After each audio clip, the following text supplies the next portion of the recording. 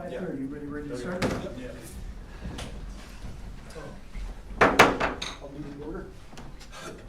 Allegiance to the flag of the United States of America and to the republic for which it stands, one nation, under God, indivisible, with liberty and justice for all.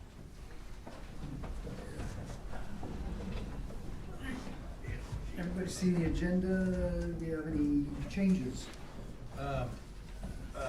Parks and Recreation had an appointment by the council that has passed away, and we need to make an interim appointment on that. Oh, that's right. Are we gonna solicit inquiries? Yep. I think we should. Is that what we- Well, let's talk about it when Is we that get there. advertised for that? Yeah. Let's talk about it when we get there. Okay. John Kennard passed away. Have another point? He was on Yep. the board. I'd like to just briefly discuss the coroner's vehicle, what direction we want to give that to go.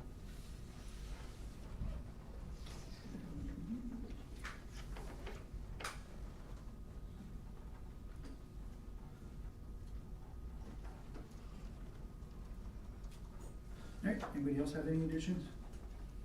Motion to approve the agenda? I make a motion to approve today's agenda. I'll second it. Motion and a second, all in favor? Aye. Aye. All opposed? We have minutes from our last work session and our last regular meeting. Everybody have a chance to look at those? From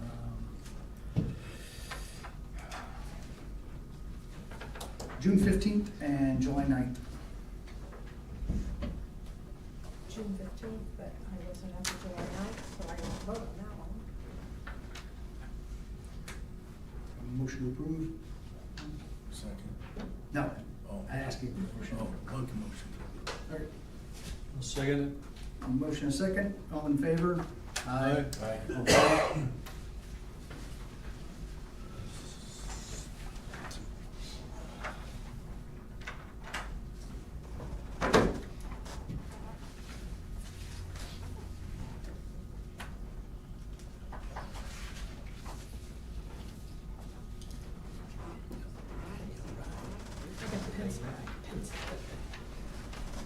And this was, you had 2 copies of the June 15th minutes.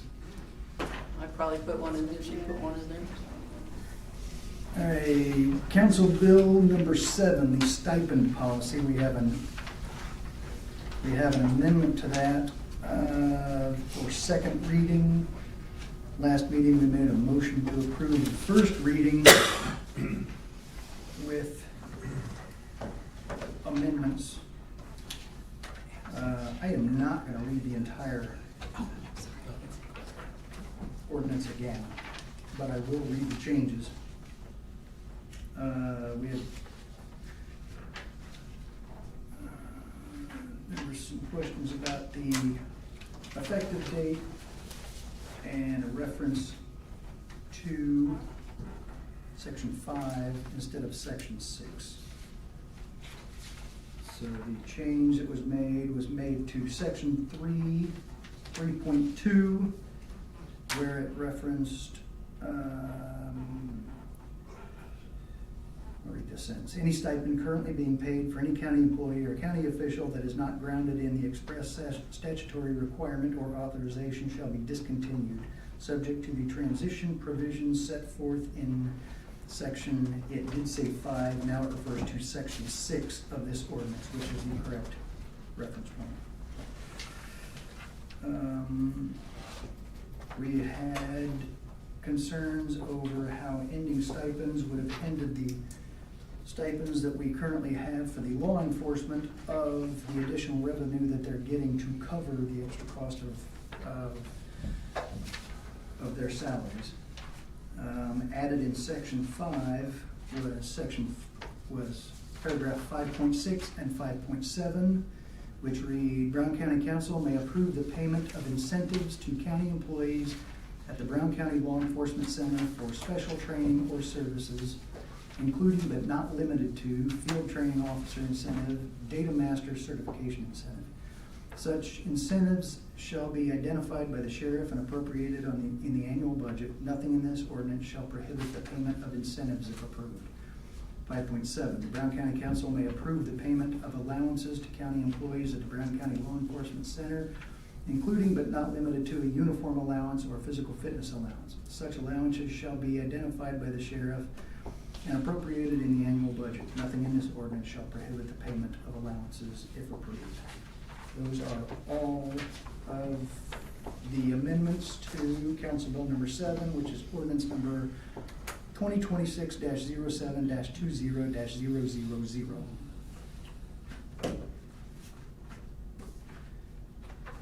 So what I need is a motion to approve the ordinance as amended on second reading. So moved. I'll second it. We have a motion and a second to approve Council Bill number 7, ordinance number 2026-07-20-000. All in favor? Aye. Aye. Want to do a roll call on that? Gary, Yes. Scott, Yes. Judy, Yeah. Darren, Yes. Patrick, Yes. Yes. Jim. Yes. Thank you.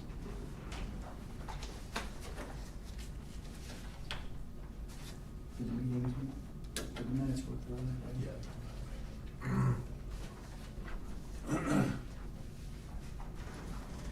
All right, Brown County Clerk for the $50,000 additional appropriation for election board legal fees. Do you have anything else to add to that, over what we discussed at our work session? Just the special request that Jim had asked for. All of the parties involved respectfully decline.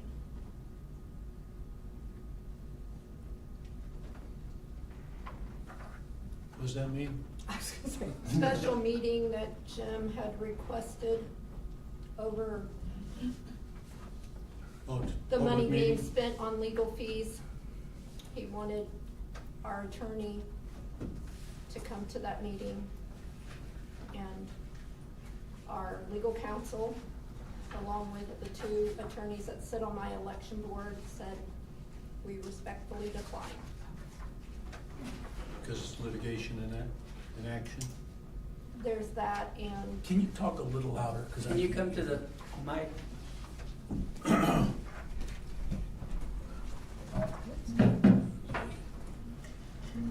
because it's still in litigation, and because they just did not feel that it was necessary, that it, in their words, would be tasteless. So I'm not clear what we're declining, because I didn't hear the first part. What, Jim had asked for a special meeting for council and have our legal representation come and talk to you folks. And Which legal makes sense, counsel with said- with litigation ongoing, it makes sense for them not to. So that's the only thing I have to add. Okay. That's it. Thank you. Thank you. Julie, did we actually get that drafted? I didn't see anything come in from Susan on that. Her money? Yeah, Yeah. do we have? Ben.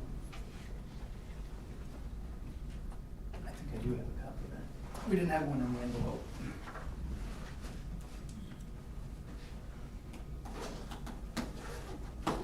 I don't know if Susan did that.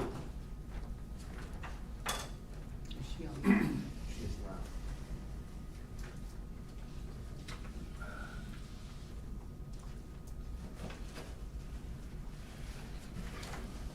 I'll have to go check my folder to see if Susan created anything.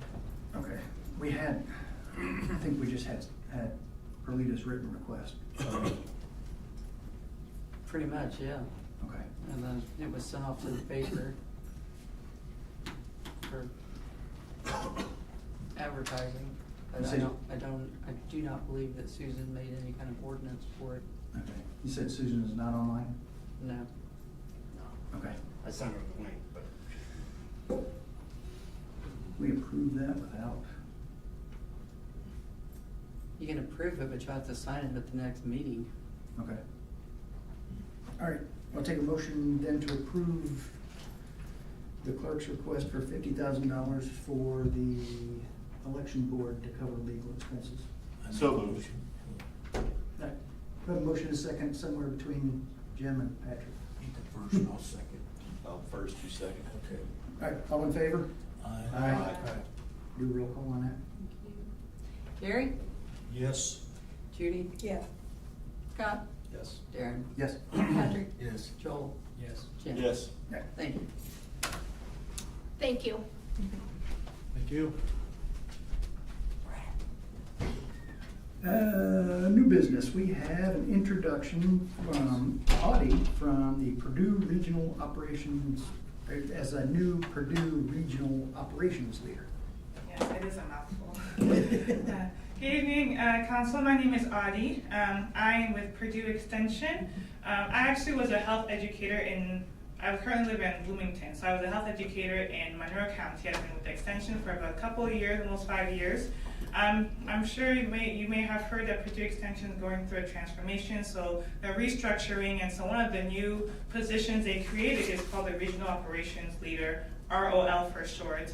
Essentially, our role is to do a lot more of the admin supportive role so that educators can focus on serving their community role. So I'll be here to present the budget, and I'll be like the main communications person for Brown County. So again, the educators can focus on just doing programming and serving the community. So I'll take on more of the admin role. So I just came to introduce myself. Also, we wanted to give just a report on how Extension's been doing. We recently had our fair, as you all know, and it went pretty well. So we had a report on how our fair went that I wanted to pass out to the councilman.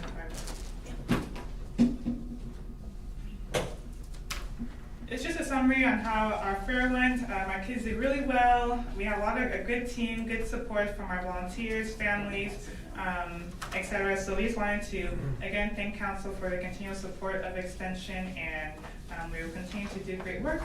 But again, just came here to introduce myself. If you have any questions for me or about anything or about the transformation, I'm happy to answer them now or at any point. Yeah, I thought it was a great fair, had a good time. I'm just curious for the council's benefit, if you could explain Purdue's role, 4-H, or the extension role, and in comparison to the 4-H board's role. There's kind of two things happening there. I think it'd be helpful to explain that if you could. Yes, thank you. Good question. So Extension, we are a land-grant university. So every state has what they call land-grant university, LGU. And essentially our role is to provide education throughout the state. It originally started as like agriculture education, but has since expanded. So our focus is community development, 4-H youth development, health and human sciences, which is just health programming, and agriculture and natural resource education. So we have something called contractual services with our county, and that just essentially says that the county gives us support financially.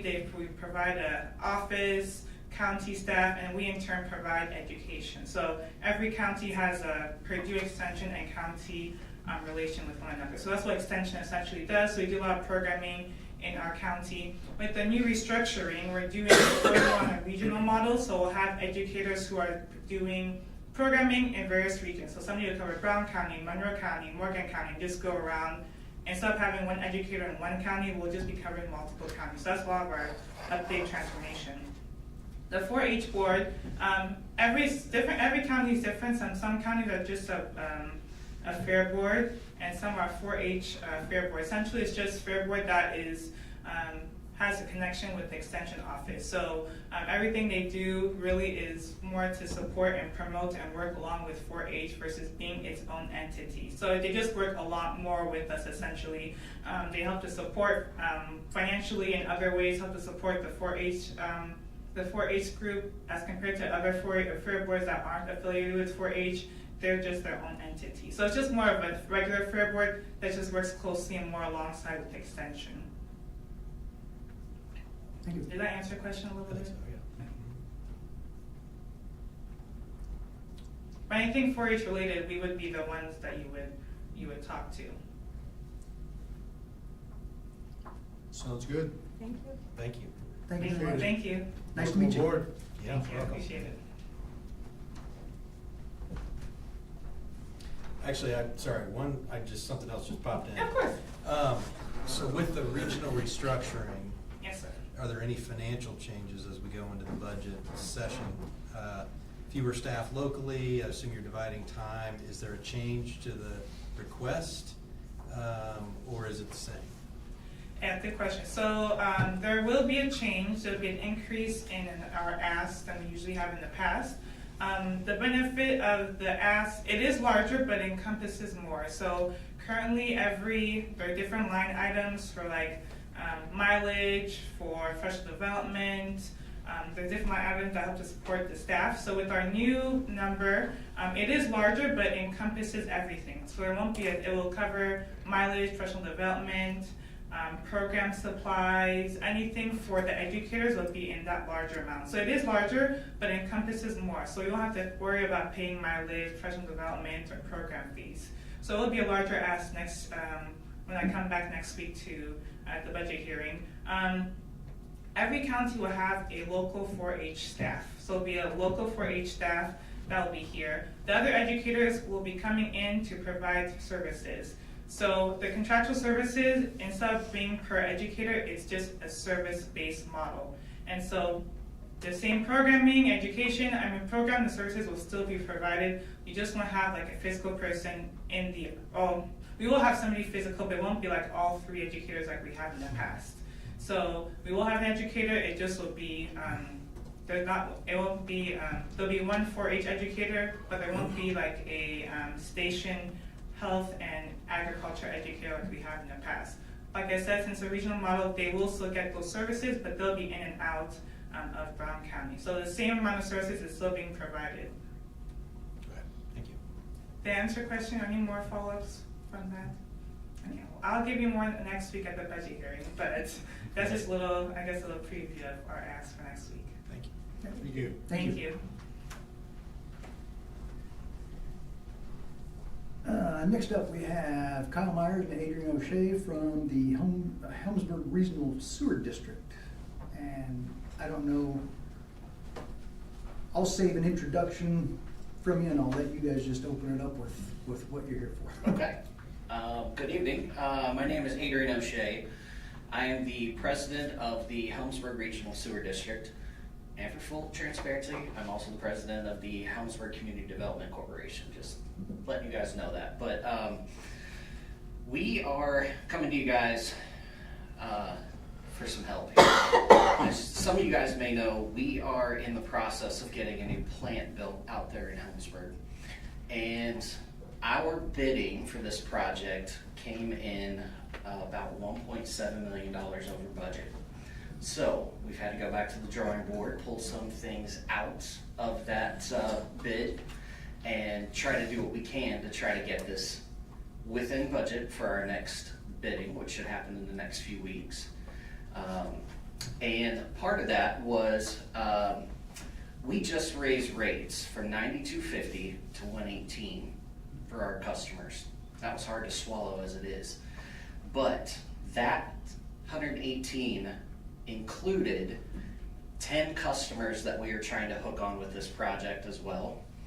And so one way for us to try to bring some, or get this project to the finish line is to try and get those 10 people connected up.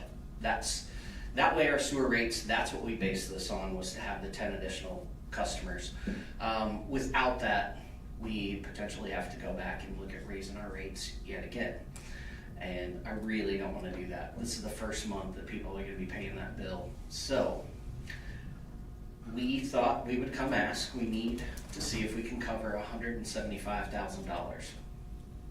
Now, initially, you guys can probably guess, I brought up the Helmsburg because we thought the sock factory money's out there.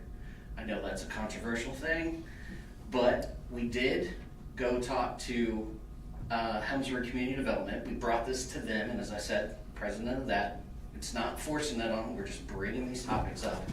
And if that were one of the avenues, if it's possible, like if the community supported that. We didn't vote, they did say yes.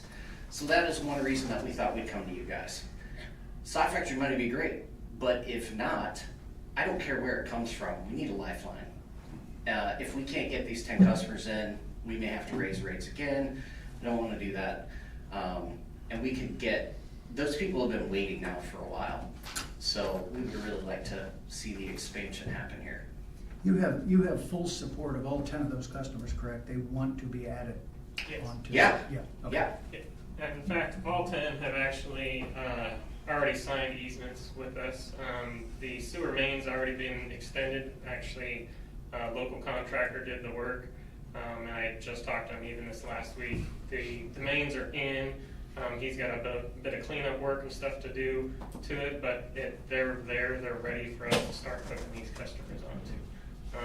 And I will note, like Adrian said, not only do we have the support, there's one of them or two of them that are brand new construction that are kind of waiting on us to be able to say, yeah, we can hook this on when you're ready, before they can break ground on their homes. And then I've got a few others that are actually in desperate need of it because their septic system's been in failure for quite some time. So those ones in particular, following up with me repeatedly saying, where are we at, where are we at, we really need this. So. Where was that expansion at? We extended our main south along Helmsburg Road under Bean Blossom Creek to serve, I believe it's 4 or 5 homes to the south there along Helmsburg Road, and then we extended north from, right now the last customer we have to the north on Helmsburg School Road is the school itself. We did not have the homes across the street from it connected, so we extended our main from the school up and around Oak Ridge Road, and then stopped before it hit Railroad Road, so we're picking up the additional customers up in that area in that loop. All right. Yes. What'd you say the new rate is? 118 a month. Yeah, because it's like 92, correct? 92.50 was what it was previously. So it's 92.50. Yes.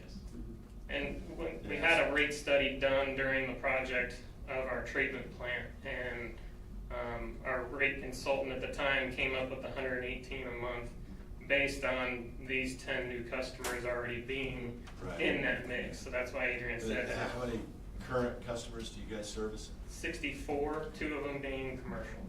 Okay. And the 175 does that cover the entire bill to lay the pipe in the ground to get these 10 people connected? It basically covered the cost of all the material to buy the grinder pits, all the And the labor. sewer lines, So the labor and everything. everything. Is So that- Just curious, what, is that a mile? Is it all these houses on one road, or? So it's not paying for the main, because the mains are already in, so we're talking about the actual, there's an individual grinder station at every home. So the main's already in, you're just Correct. talking about connecting all the 10 homes. From the Exactly. main, because you gotta put the grinder pump in and then run it in. Yes, Got and it. some of them, the homes are pretty close to our main, so they're gonna be fairly simple to do. And how There's soon other do you, ones how that soon, have, how soon do you need the money? Yesterday. Yeah, the sooner the better, so we can actually get somebody under contract. And then Julie, my last thought is, my memory serves, we got 228's, what's in the sock factor, I think, 228.6, is that number Yes, still a something like valid that, number? yes. Nobody's touched it. Okay. And what is the complication with getting to that? Commissioners? I mean, complications. We fully prepare that if you guys are good with this and you say, yes, you're fine with us continuing forward of taking this to the next commissioners meeting, that we can get on their agenda to get their buy-in and their approval as well, if that's what we need to do, so. Yeah, but the council is responsible for doing the legal allocations. So Yeah, we would have to have appropriate Susan it. Yeah. advertise it, Susan would have to draft Yes. an ordinance. Yes. And then we've gotta pass that ordinance. Yes, But the commissioners have to release it from there, the, yeah. yes. Which line, what line is that in? It's in the. I don't have It's that. an off the top of 8,000 my head. series fund, I forget. Yeah. Yeah, see, I don't- We I asked don't have Susan. She's not on. Susan not on. correct? She's not on. Oh, she's not on, oh. Yes. I'd like to just throw this out here, before we start throwing money at entities that are not really county government. I'd like to see their financials. I'd like to see their last audit. What do you think about that? We just did recently have an audit done that was completed in the last, it was actually, we had our closing meeting with, on the audit at the end of, June, so. there is that audit available, and then also we'd be happy to give you a copy of our, our rate consultants, Well, I'd like to see report this, and- I think council should see the audit, and I think they should see your financials. Sure. We'd I be mean, you're happy to not, share you're that. not a county entity. It's not like we're giving money to the auditor's office or whatever. That's just my personal opinion. They can outvote me, but I think it's good stewardship of money to see those types of things. And I will put out there, I mean, I understand what you're saying, and we're not really a county entity, but we are appointed by I know who you're county appointed by, commissioners and everybody. but before I put my signature on it, That's fine. I want to see your financials and I want to see an audit. We'd be happy to provide any information you guys would request. Thank you. Yeah. Yep, Another point? the fact of them being a regional sewer board, to your point, the possibility of using the sock factory money for this, to me, makes a perfect fit, because I'm not that's what. saying it No, doesn't. I'm not saying, I'm just saying, to clarify what we're talking about, we're talking about sock factory money I that's know been we sitting are. there since before I've been on Forever, council. I We've been understand debating that. and debating of what to do I with know, it. I know, but And- before we just hand that out, Right, I think we should do No, our due diligence. I agree. Yeah, I'm I'll I'm second. adding on to, I'm making a different point, I'm not arguing against your point. You have a valid point, and I think we should see the audit and the financials. But to the point of where this is coming from. I know where it's coming from. Yeah. When I sat on council before, that money was still there. Yeah, so, I mean, I think, we have argued for a decade, over a decade, I don't know how many years it's been, of, the sock factory money, what it's used for, what it's gonna benefit, and right now we have an opportunity for it to benefit the people who were impacted by the sock factory leaving. And I so, understand that. to me, in my mind, it makes perfect sense that this money would be used, and we're not using all of it, there's a remaining portion of it. But I would really like the stock factory money issue just to get resolved. Is the Brown County, the Helmsburg Regional Sewer District, is that set up as a non-for-profit, domestic corporation? Is that how it's titled with the Secretary of State's office? I believe I so. think it is. Should be Yeah. it should be a domestic non-for-profit, Yes. right. Yeah, because the other thing too is I will look back when I was on the RDC, and Judy, I think you were the president of the Brown County Regional Sewer District. For a short time. For a short time, right, yeah. That, the council allocated, I think it was $275,000 to the Brown County Regional Sewer District, and this would have been 2017, 2018 timeframe. But yeah, I agree with you, your sentiment, that due diligence needs to be done, number one. Number two, as long as that passes flavor and everything looks Right. kosher, I'm in favor of supporting the Helmsburg Regional Sewer District. Okay? I have a question. Having been in government for about 6 years, my concern is some of the things that are going on between the Helmsburg Regional Sewer District and the Brown County Sewer District. When you look at the entities, state entities like IDEM and SRF, they can possibly perceive these as, you guys don't have your act together. You can't get along together, you're not gonna work together. They'll just say, we'll give the money somewhere else where it's a secure, functional entity. These are concerns, this is how it works out there. I don't like the way it works out there, but that is how it works out there. I highly encourage you guys to utilize, the other thing about government is you line up your resources that you have and you utilize them to the utmost. And they are by no means perfect. These people, these entities, the organizations, they're not perfect. You have to bend over and do things that just aren't uncomfortable all the time. But I would highly suggest, we've got some resources in place, and I don't want to end up having us pay the bill or carry the bill when IDEM or somebody else steps out of the picture. There's been a lot of momentum and energy put into this project throughout the county, and I would like to see it move forward. And you guys are in somewhat of a pivotal position, and we would like to count on you to say, okay, you mentioned something at the commissioners meeting, Adrian, about egos, and yeah, egos are around. We don't want power trips, we don't need egos, we want to serve the people. the ultimate people is the people of Brown County. It's a bigger issue. So I just want to encourage you as much as possible to work in that direction, because we may lose a great deal of funding in the bigger picture. So to address that, obviously we're not here to talk about HRSD and BCRSD, but Right. since you brought it up, what I will say is I have been meeting last few weeks with Judy's son-in-law, Matt Hanlon, who's on the board, and we are talking through the difficult conversations, Gary. I mean, like, Good. we're having some good Appreciate that. conversations. Now, as you guys have seen in this all playing out, there's a lot of emotion on both sides, okay? And it's not that we don't want what's best for the area. We have a difference of how we can get there, and that's what Matt and I are talking about, okay? So conversations are still happening. It's been a little too heated for us to have both of our councils together, but we at least are bringing representatives and we're taking things back to our respective groups. So it is happening, it's just slow. The other thing is, with us getting, SRF has granted this money already, okay? All they're waiting for are our bids to be in the range that they offered to pay for. That's it, and we will get there. But what we don't want to do is have to go back and try to raise rates to cover these 10 people that we can't get on currently. That's why we're asking for the money.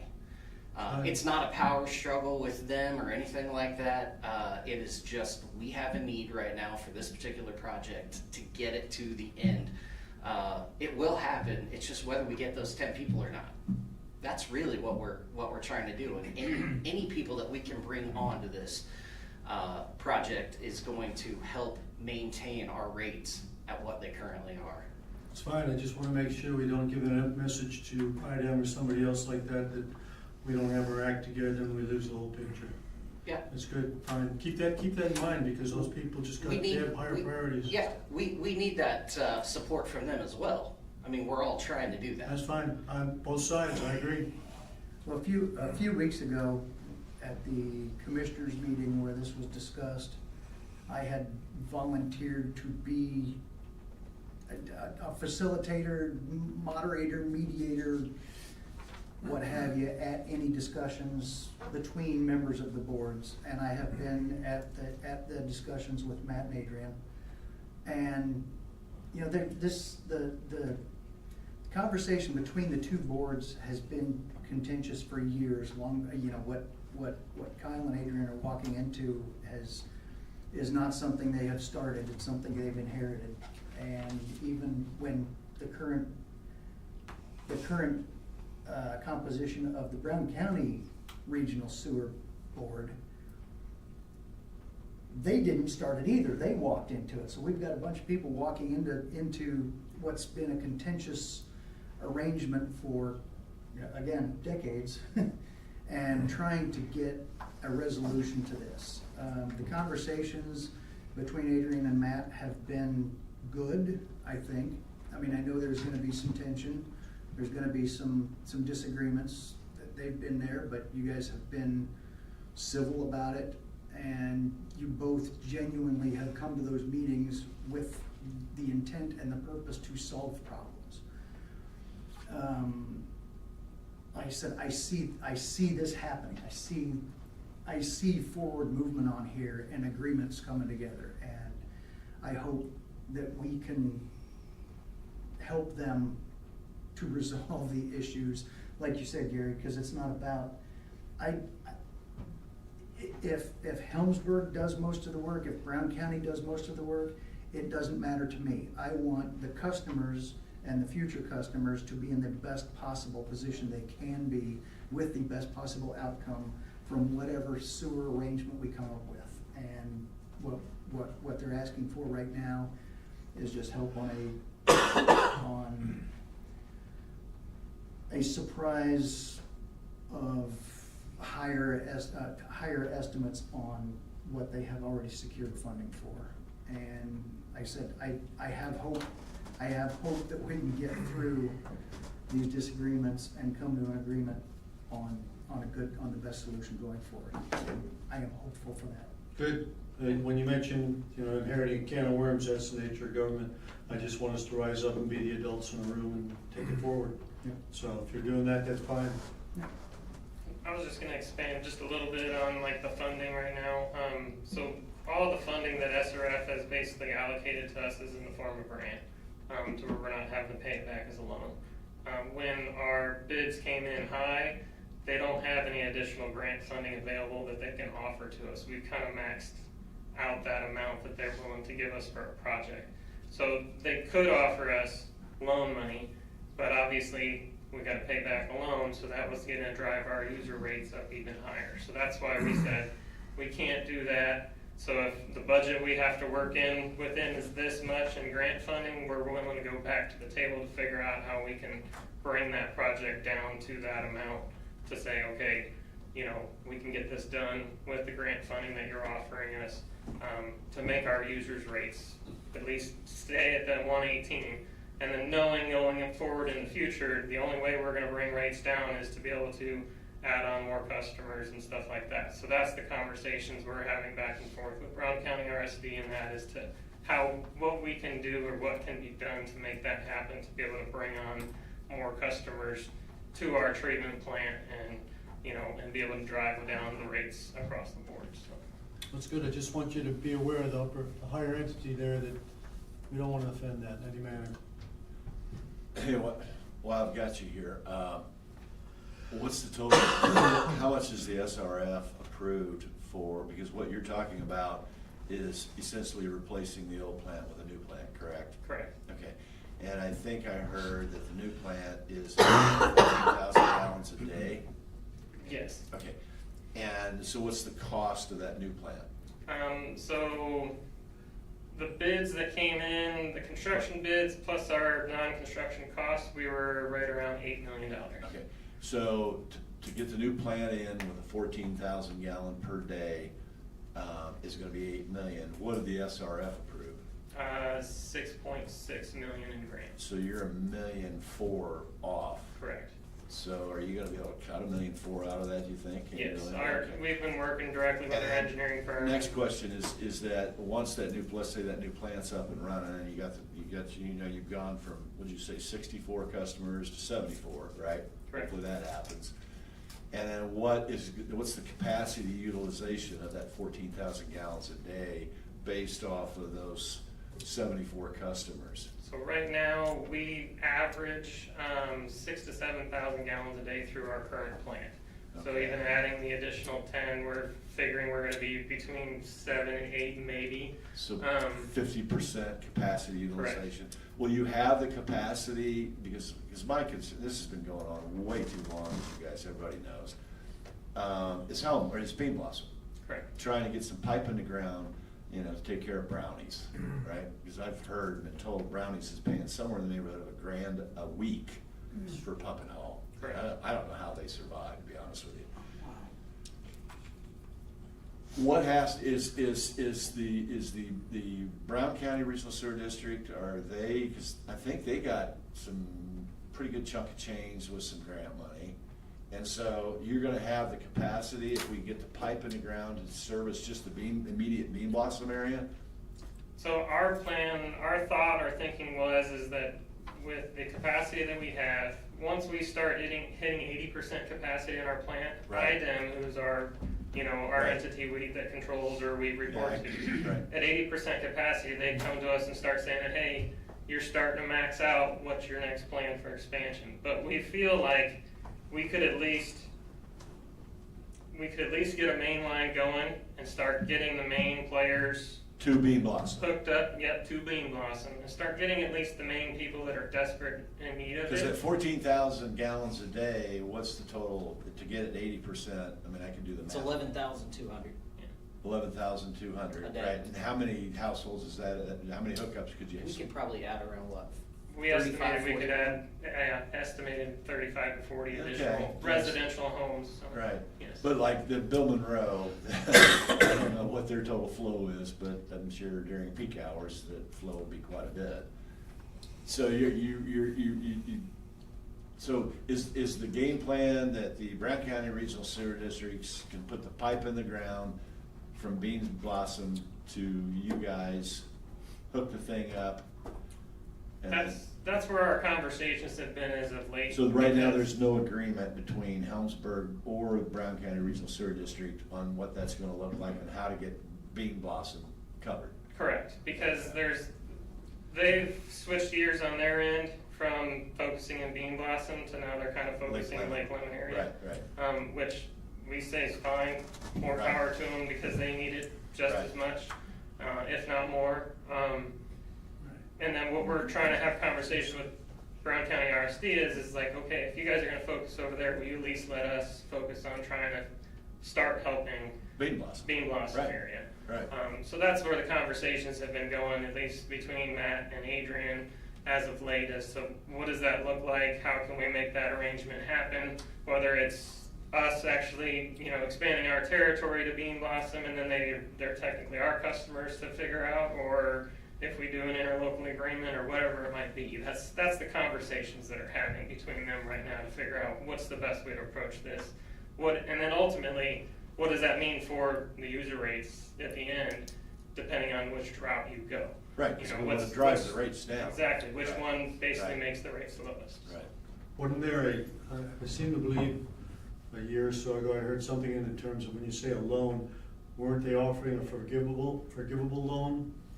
That's what the grant funding or the forgivable loan that they've offered to us of the 6 point, That's the 6 points, so the 1.4 wouldn't be a forgivable loan no, portion. it would be a Okay. straight loan. Yeah, I think repaid on either a 20 or 30-year Yeah, basis. okay, thank you. Just for our conversation, I wanna make sure we don't go too much into the differences or the disputes between the two districts, because one of them isn't here to speak for themselves. So I just wanna make sure we don't get too far off into those weeds. I mean, we're talking about a request for funding for the 10 customers that they have right now, so. And if you guys can, whatever information you guys are wanting us to provide you, if you can email us basically a request, we will start working on it right away as soon as we get the email to start getting you that information. So we do have a general email for the sewer district. It's helmsburgrsd@gmail.com. So, but we're an open book. I mean, anything you request, we're happy to provide. We will provide it to you. So. And we've also got our website, helmsburgrsd.com, which has a lot of information as well, if you guys need that. Would you be able to get, well, I don't know if you can. Yeah.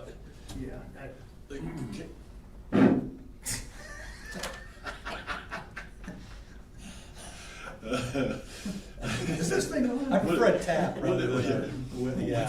What's today's date? The 20th. Okay, so next week, we got our 3-day budget hearing from Tuesday, Wednesday, Thursday. And then the next meeting that we'll have will be the first Thursday in August, correct? Okay. That meeting, we can take a vote. Is it a work session or no? It's a special session, we have the ability to vote at a special session. Here's what I'm trying to think through, and I could use some help. Judy, because I'm in agreement with what your request is, if you could champion that request and let them know exactly what it is specifically you need, so that you all can get that email out to not just Judy, but all of us, so that we can review that and do our, fiduciary responsibility, if you will. But then once we do that, then, when does the board, council board, I guess what I need to shut up. Can we map out a deadline to get this voted on? I second that. And get it done, and just get it done, so these guys don't have to wait forever while we're dilly-dallying around? Yeah, so I'm like, is it possible to get it, I think out loud too much. Is it possible for us to do our due diligence and then get a vote on this thing on the first Thursday of August during that special session and make a decision and vote on it and get it done? Well, for now, the next step lies within the commissioners of whether they release that money. Because the way it's locked, well, we'll have to check some, hold on. Yeah, but hang on a minute, let me interject, let let's think together, okay? Well, Okay. I'm, The council has I haven't to, finished my sentence yet. yeah, Oh, but first of all, we let me have to fin- advertise it, okay? Let me finish my sentence. Susan needs to draw up an ordinance specifically for the council. So it's gonna take an ordinance, as we advertise, takes an ordinance. And then we got August, whatever that date is, that first Thursday, right? I'm with you. Yeah. But we have to go through that and get that done, and it falls on the commissioner's lap, correct? Yes, correct. Okay. But before we can even get to that, what I'm asking for, if we can get the documentation that Judy has asked for, do we have a consensus among board members of whether this is something we can? Yeah, I'll we are support it. I've been supportive of it. I had a couple thoughts Okay. first. I'll wait for Kyle or Adrian to sign that so he can tune in. And I just need clarification of the email. I have down Helmsburg RSV as in Victor, or are you saying D? D is in D. district. As in district, okay, @gmail.com. Correct. Okay, thanks.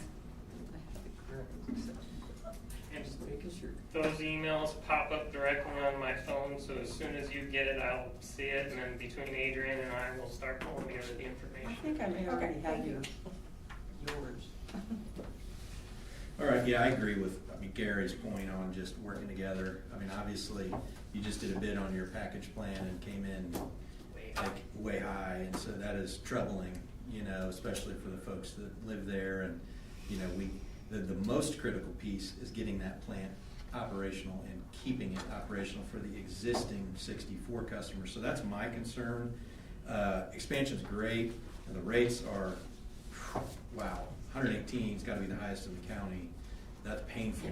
And so, it sounds like you just raised to that, so considering all the considerations, I guess I'm just confused why the 10 customers is all of a sudden an emergency. It sounds like you've already extended Maine, and I've got a couple other things I wanted to say, and I don't understand, and part of this is, you're kind of, by coming to the council and asking us to approve funding, and kind of to Judy's point, we've got to do due diligence, and you're walking in out of cold. We didn't even know there was an issue with these 10 customers until you walked in today. In fact, you weren't even on our previous agenda, and it just kind of popped on. And so, as far as I could tell.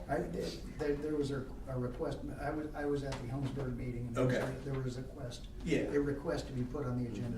That's totally fine. It kind of happened over the weekend, it looks like, or this morning or something. No, it's, but this agenda was finally assembled the end of last week. But Okay. they have been. So regardless, you're kind of coming in cold here, and so you're in 175,000 for the county is a big number. And so I'm looking at a few things here. And I mean, sounds like a couple others, this money is not burning a hole in my pocket. I don't think we should rush to get this out the door as quickly as possible. I think there actually are competing projects for those funds. And they'd have to stand on their own merits, but there's the steamer in Helmsburg, there's the Helmsburg Regional, or the community project, right, which is an important project. There's Parks and Rec that's been interested in those funds for a long time, and my understanding of being a part of that when it was happening, or at least around the folks making those decisions on the riverboat, on the sock factory money, that was a donation from Sharon Rivenbark, and my understanding and recollection in following that was that she wanted it to go towards some type of community facility that would be named after her son. And I'm not sure 10 sewer connections count meets that. And so I'm just reflecting on that as we're just getting this information as we speak, right? And so just want to be careful and cautious about that very important gift and make sure we put it to good work. So again, I'm not sure how the 10 customers connects to your larger $1.7 million shortfall. It sounds like it connects to rates, but why it's an emergency is, I'm just caught off guard, so. I can give you some Please feedback do, here. yeah, give me a Okay, second here, because I'm gonna so- just get through this, and just before you do that, let me get through this, and then you can kind of take it and from there. So yeah, just concerned about respecting the rights of that, the interest of that donor, making sure we get that right. Working together, absolutely critical. I mean, clearly, if you're seeing that large of a shortfall on a project, that large of a percent, you are gonna need additional support, and 175 is a fraction of, it's actually, what, 10% of the total shortfall? So I'm just trying to add all this up as we see this. I'm also looking at, just reflecting, if this is just information for us to make sure we get right. If we're gonna spend what looks like $17,500 per customer to improve their septic situation, and they're gonna, after the $17,500 per customer, have to then spend $118 a month on top of that. As a council, as we're looking at the most affordable options, which I think is what you're interested in, you're also interested in your customers, right? As a council, we're interested in every taxpayer. And so if we're just interested in the lowest cost per taxpayer, I think we should consider septics for those people. If we're gonna pay the full boat, $17,500, that'd put a brand new septic in. Now, some of those are probably down on the low spots or in floodplain, maybe they can't have one, but you described areas out of the floodplain, and so by spending the cost of a septic per person, per household, and making them pay the $118,000 versus just buying a septic as a council, strikes me as that septic sounds like a much more affordable option for those 10 families if they can put one in. And if we're playing the full boat as a county, I think that needs to just be discussed. Understanding you're looking out for your customers and your district, totally get it. I guess the other thing I'm just concerned about is, this support letter that you requested from the commissioners and the next step of that. And I'd like to hear from you today that you are not going to petition IDEM to expand your territory until you completely exhaust your negotiations with the Brown County Regional Sewer District and come back to us and help us understand what's happening there. So that was it. I just threw a lot at you. So, yeah. Yeah. Hold on, Adrian, before you start, to one of those points. We do not have anybody here from Brown County Regional Sewer District, so I don't want to get into any of the differences or discussion between the two of them, because we have half of those interested in this aren't here to make a statement, rebut, or say anything to the contrary of anything. So I would like us to avoid tonight any discussion of the differences or the I guess challenges between the two boards. So. All right, I'm gonna try to remember what to even speak to here. Why the sudden rush of 175,000 is because we are doing everything we can, Scott, to not push these people off for another year, 2, 3 years, okay? We have people that have systems that are coming into failure and they need help. They know what the cost is. They've already agreed to it. And so we are trying to do every penny pinching method that we can to drop that 1.7 million. The one thing I will tell you is we are not dropping capacity on our plant by dropping the 1.7 million. It's some of the automation stuff that makes it easier for our operators. So we aren't gonna have some of that, okay? As far as why we requested and I'm not gonna jump all into this, but the reason we requested the commissioners is because they vote all 3 of us in. And we want to expand to help the people in Bean Blossom. So what we did was we thought, who better to go talk to and try to get assistance from than the people who elect us. That's why we went there. It's all the talks are still happening. Matt and I got a talk that we'll probably have next week or the week after. So it doesn't mean this is all stopped. There's not a power struggle here, and I don't know what our next step is. Our first step was to figure out whether we even have support to do anything. So our next step is to work with them, do what we can to figure out how we can get to everybody. And you're wrong about it just being us worried about our customers. We have so many people that are contacting us that want sewer over in Bean Blossom. Okay, Brownies in particular, right? We've talked about that. We're just looking for ways to get that to them because You know, Matt and I have talked about this. The economy is scale for this. The more people that we can get pulled into this, the quicker, the cheaper that we could potentially make it for all of us. We'll get to a point where we'll bring in enough money we can drop rates. Right now, would you want me to come to you after already raising it for 118 and tell you we don't have those other 10, we've got to reevaluate everything, and maybe now it's 125, maybe now it's 200, I don't know. So that's why we're coming to you guys about this. It is that important. I know how you feel about the sock factory money. We've had multiple conversations about it in meetings, and we're not trying to just come in and take everything. We have a need. I honestly don't care where the money comes from. We just thought the sock factory money was a good place to start. That's why we've come to you about that. If you've got that money sitting somewhere else, wonderful. That's what we're requesting. I'm not trying to pull some power struggle here. We are just trying to help the people that are asking for it.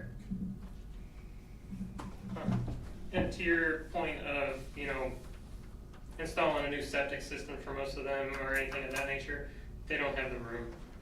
I am a licensed septic installer here in the county as well. But most of those customers are on small parcels of land. We're not talking acres upon acres of land. And they don't have room to be able to put in a new septic system or a new field or anything of that nature.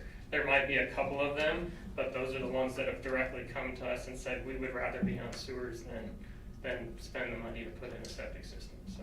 Can I intervene here for a minute? Yes. Just a quick follow-up question. $17,500 per household to do the connection to the main. Is the resident, are they paying any part of that connection fee? No, not right now with that. So there's no, so in other words, these 10 households don't have any skin in the game as far as financial skin in the game? As soon as they As soon as it's hooked up, then they're gonna Yeah. start getting the bill. No, I'm not talking about that. But yes, What I'm at talking least about is- installing them. What my question is I guess my, if you guys put a a line on Becks Grove Road, right? I mean, I'd be excited. And I'd be willing to, share part of that cost. Because let me ask you another question. If they had to install a new septic system, assuming that they could put one in, I mean, what's the cost for a brand new septic system? 20, 25,000? At least. Yeah, 20, right now, 20 grand is usually about a 3-bedroom system, 25 is around 4. Right. So if I take, 20,000, 25,000 and, amortize that over a 10-year period at say 6% on a home equity loan, their payment on that debt service is probably going to exceed that of what their monthly sewer bill is. So, that's a pretty good deal for the homeowner that they don't have any liability, there's no debt, there's no money out of their pocket. You all roll in, pay the $17,500, hook the house up, and then they got a monthly installment of $118 a month. So to me, you might want to consider, 10%, 20% cash out of the, they're providing, they're getting the service, and so, to me, I live in a world that if I want something, I have to pay for it. So I'm not quite sure why Helmsburg Regional Sewer District has to pick up 100% of that cost. So when this was originally included in the SRF project that we're using to get our treatment plant, we were doing Right. a treatment plant plus also hooking on these 10 homes. And when we were in negotiations with these property owners over, we needed easements and things like that to put the main lines in and everything else like that, the agreement that we had between the property owners and us was that if this is gonna be SRF funded, then we're gonna basically pay for the hookup and you're granting us the easement So to be able to put it on so your what property. you did is you negotiated with the homeowner that if you sign the easement and we get the line in, then we'll do a hookup for free, Correct, is what you guys committed to. correct. Got it, okay. So, Along those lines, I got a question on the rate from 192 to 118. Was that a compromise of sorts because some people needed to have their grinder replaced, so you just instead took that and amortized it out to a higher rate? Is that what happened there, a compromise of sorts? repeat that one more time, I lost Okay, you. Sorry. I heard, and I may not be Yes. accurate, the rate of going from 92 to 118, some people, a good number, whatever that means, needed new grinders or something of that nature, which are expensive, a couple $1,000s or something, whatever. Correct. So instead, you says, well, we'll pick that up, we'll just raise the rates for everybody to 118, and it's absorbed into your operating expenses. So when we were talking rates and everything in this SRF project, we had a public meeting back in January. And at that meeting, we gave our current users basically two options. One, we could keep the rate close to $92.50 or in the $90-ish range, but that meant that they had to assume the responsibility and the control of their individual grinder stations and everything at their homes. That we wouldn't, we couldn't come and keep replacing pumps and maintaining those stations. Now, if they wanted us to continue to maintain and operate those individual stations like we currently do, then we would have to raise the rate up to that 118. And we basically took a poll and a vote with all of our users. We sent out mailers to them, we took a vote even then at the public meeting, and everything. And we pretty much, I got, I think, 30 some responses back. I only have one person that responded saying that they'd take over ownership and of the grinder station, and they wanted the rate to stay the 92.50-ish range. Everybody else said we can't afford to replace that pump when it goes out, so they wanted to raise the rate to the 118 and let us continue to maintain and operate them for them. So the pump itself right now costs us about $2,200–$2,300 when we have to replace just the pump. We do still have quite a few pumps in our existing system that are still original pumps from when they were installed back in 1996. I knock on wood and cross my fingers every day that I don't get 10 phone calls all at once that I've got to go replace pumps. But raising that rate to the 118 at least allows us to start building kind of some cash flow, in our accounts, that way when that does happen, we say, okay, we got the money, go put the pump in, order another replacement one to sit on the shelf. Before this, we were really close to operating at almost $0. We'd get to a point, we'd start saving some money, and then all of a sudden things would start breaking or whatever, and then we'd kind of almost drain the account to get back to that point. We did have a line of credit out with our bank for quite some time. I think it was originally taken out in like 2017 to do some improvements at the plant or some repairs at the plant.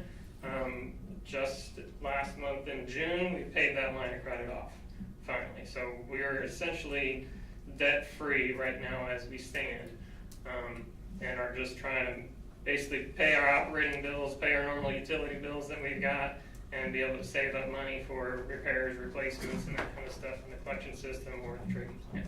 And I will say, our treatment plant is on a lifeline right now. We are throwing Band-Aids and duct tape on it almost by the week at this point in time, trying to keep it going until we can get this new plant. So at SRF, IDEM, everybody all knows how desperate of a need we are for that plant. So everybody's under that mindset of trying to get us to a point of that we've got a new plant. And the plant's not just another package plant we're throwing in the ground. It's an easily expandable plant, so that when we do start adding on more flow from Bean Blossom or wherever it may come from, we can go in and we can do another improvement to that plant, upgrade it, add another line in it, and okay, now we got more capacity to handle those people. The package plants they have a life expectancy of about 20 to 25 years. Ours is 30 years old. So it's on a lifeline. So. I'm gonna step in here for a minute because I just kind of work the math on this. First of all, when I put a septic in, I'm gonna have to go through the health department, and then that septic's gotta be sized for how many bedrooms, I believe is how it's sized, is it Correct. not? So if I go in, let's say I put a spend $25,000 on a septic system, and let's say that septic system sized for 3-bedroom, maybe 4, don't know. And I finance that $25,000 over 15 years, so 180 months at 6% interest. That 15-year payment's $210.96. Now the challenge with that septic system, and correct me if I'm wrong, So now I'm locked into 180 months at 6% at $210.96 for that brand new septic system that limits what I can and cannot do to that house. Whereas if I'm on a sewer system and I'm paying $118 a month, and I want to add 5 bedrooms and 10 bathrooms, are you guys going to monitor the flow on the septic system or the sewer system? Residential's? No. Residential. This is residential. Residential homes. So we what don't you're monitor. telling me is not only do I not have to borrow any money and I don't have to pay $210.96 a month, I can hook up to your sewer system, and if I want to add additional floor space, additional bathrooms, I can do it without having to get any approval from anyone other than, I'm assuming planning and zoning probably intervene there. Correct. But with regards to the health, I don't need any approval from them because I'm on your sewer system, am I not? Correct. That sounds like a really good deal. Right. So, and it's, to your case, so all of our residentials are just charged a flat rate fee of $118 a month. We do have 2 commercial properties, the school and the Beamery, that we get water usage rates from Brown County Water sent to us every month. And then they're on basically the base rate of the $118 a month, but then they're charged, I think it's like $26 and some odd cents per 1,000 gallons, over 6,000 gallons of usage in a month. Got it. So those are the 2 only commercials we have right now, but if an apartment complex wanted to come in and build something there, we'd probably treat that as a commercial system. They'd have a little bit different of a pump station or grinder station in it, that's at least probably a duplex station. But then they would be basically in that encompass of the commercial system, and they'd be charged by their water usage. So same thing, like if going to Bean Blossom, you know, Brownies would probably be considered commercial, Bill Monroe would be considered commercial, so we'd be looking more at the water usages as to what they're going to get billed monthly for their sewer rates. So. I feel for you on what you're dealing with. I mean, it's 62 customers operating a plant and a distribution system, as you know, is impossible. It's impossible. And so, or yeah, collection, thank you, wrong direction. And so you gotta add customers, money, more money and more money, basically. And so, and my comment about your customers was more about just you have a district right now and you have no authority to extend beyond that district. So you are truly here to represent your customers only. And so that agreement with the regional sewer district, because they have all of the territory around you, those are their customers and their responsibility. And so that's where, you know, just again, want to just encourage you to work with them. And I also, I think it'd be pretty pricey to petition IDEM for an expansion, you know, the legal side of that. And so just kind of hoping you guys can work that out. And it sounds like you've got some expertise on the Brown County Regional Sewer District side to help you, right, increase that customer base, whatever that looks like. But it, you know, it's not easy. The other thing I heard you say is, and interesting, thanks for the clarification on the septics. It sounds like they would just prefer to be on sewer. And to Jim's point, I mean, yeah, when you can, and I think actually their lot size when they're on sewer can go down to just a postage stamp, so they could slap 5 homes on a, you know, acre and a half or whatever, you know. Right, but every time since 2017, if I've heard this once, I've heard it probably 1,000 times. Economic development, okay, affordable housing, all right, and the third one is the comprehensive plan. So if there are people in this community that are asked about, you know, economic development, affordable housing, comprehensive plan, until we get serious about the infrastructure and address this infrastructure issue, then, you know, let's just stop talking about it, okay? Because it's just absolutely a waste of time. So here we are sitting, you know, and I'm gonna throw this out and then I'll be quiet. But, well, this has been going on since 2017, for me anyway at least, is that, you know, 2050, we need one wastewater utility company, just the same way we have with Brown County Water.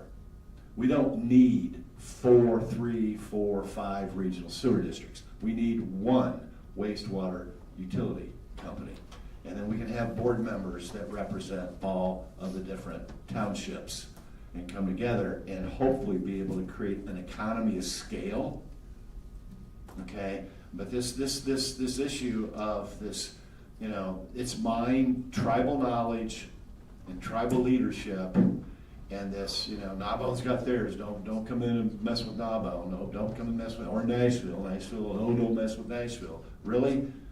We are one county, okay? And if everybody within the county, depending on who you talk to, you know, if we lack housing, which the sheriff department, you know, they're complaining, we can't recruit, we can't recruit any sheriff deputies, and even if we do, they can't afford to live in the county because we've got 400 tourist homes, and the real estate in this county is you know, gone through the ceiling. So if we need to add additional capacity, we have to have the infrastructure. And so, Scott, you know, it's where we are, and I've heard this over and over and over again, and that's all I got to say about that. Yeah, the other thing I'd urge to say, it may be it sounds like you don't care where the money comes from, which is, you know, yeah, when it's coming from somewhere else, that's a good position to have. And so I'm thinking about where the county has money, and you know, the edit fund is controlled by the commissioners. And I know we've used that to kind of shore up our health, and so there may be something. That's the only place I can. It's 175 grand. These guys need 175K to get those houses hooked up. All right, and you know, we got Julie. We got what, 4 million sitting in cash reserves in the general fund. So we've got the money to pay for it, right? But I think the more important issue is Judy Swift has a very valid point. We need to get that information in, review it, right? And then we need to make a decision when I'd like to see us make a decision of when we're gonna make a final decision and get this issue resolved. Now, how we're gonna fund it, what bucket it's gonna come out, whether it's economic development, whether it is, you know, pull it out of the innkeeper's tax, ha ha ha, joke. But we can find the money, we have the money. We got 100. I mean, if we don't have 175 We're not grand. flush with money. Yeah, Well, we're not that's flush a with little money, bit but of a we're, you stretch. know, Yeah. right, I get it. We've got some uphill burdens or uphill challenges So I going think forward we through the should budget be process. talking about us Yeah. not being flush with money, Yeah. and us being flush Well, with money. yeah. We don't know what's gonna be happening with property taxes, et cetera. I understand that, I understand So we that. need to be very Right. careful. It's also But We have really employee compensation we have to deal with. yeah, and we're Employee moving into compensation, employee budgets. We're benefits, moving into right. budget conversations in the next But week, it- and so we don't know kind of where we're going to end up. It's a vicious circle, because if you want to increase revenue, you know, the best way to increase revenue for this county is to increase housing, because most of our tax dollars comes from income tax.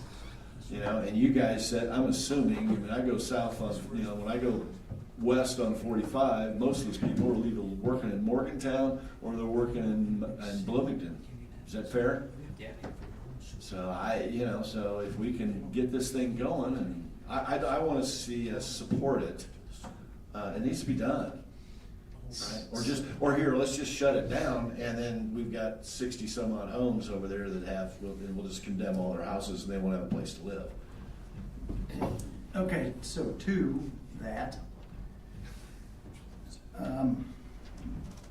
I guess what their next step would be going to the commissioners to have the discussion there about the soccer factory money. And, when is their next meeting? It's the first week of, it's the day before our next. I believe it's next week, Wednesday. So while you guys are talking about this, Jim, I do want to come back and talk to you about one thing. You talked about we need one utility. The fifth. Yeah, the day before our work session. We do agree with that when the time's right. Correct. Because as of right now, if we were one unit, we can go after one project. But by being separate, we can go for separate projects, expand the way we need to, and then when it makes sense, come back together and do what we can. Keep in mind, because of what I do for a living, okay, everything is always a forward-looking story problem. And it's not rear view mirror, we gotta look down the road. And, you know, my focus on this county, okay, while when it comes to budget, I'm at 2030 right now. So it's, we got 27, 28, 29, 2030, because in 2030, we won't have any debt. And as long as no Yahoo comes out of you know, instead of spending a $15 million highway department, then we can keep ourselves out of debt. I also want to stabilize the tax rates, but at the same time, you know, we this affordable housing issue is an issue. There's no question about that. But at the core, if we're serious about this affordable housing issue, we have got to have the infrastructure. So my focus on this infrastructure and one utility company, and we all know that's going to be an uphill battle, not going to be easy. But can you all get there by, you know, I don't know, 20, keep in mind I'm old, all right? I don't know how old you guys are, but I'm old. You know, 2050, I'll be dead, okay, and you guys won't. Fair? Okay, because 2050s, I mean, this is 2026, it's 24 years from now. And, you know, I'm old enough to know that I can't believe how fast the last 24 years has gone by. So it's gonna be 2050 before you all know it. And I'd like to see this county start working together, and let's get some of this infrastructure, and let's get some stuff done, let's get some stuff accomplished, okay? And that's where and part of this is frustration. You know, because you and I worked together back in 17, 18, and 19. So it's you know, I can't say it because it's YouTube, but let's beep or get off the pot. Yeah. Okay? Yeah. That's a Okay, technical Jim, term. okay. To get back to where we were, Sorry. and wrap this up, the commissioners' meeting is on the 5th. 5th. Our work session is the next day on the 6th.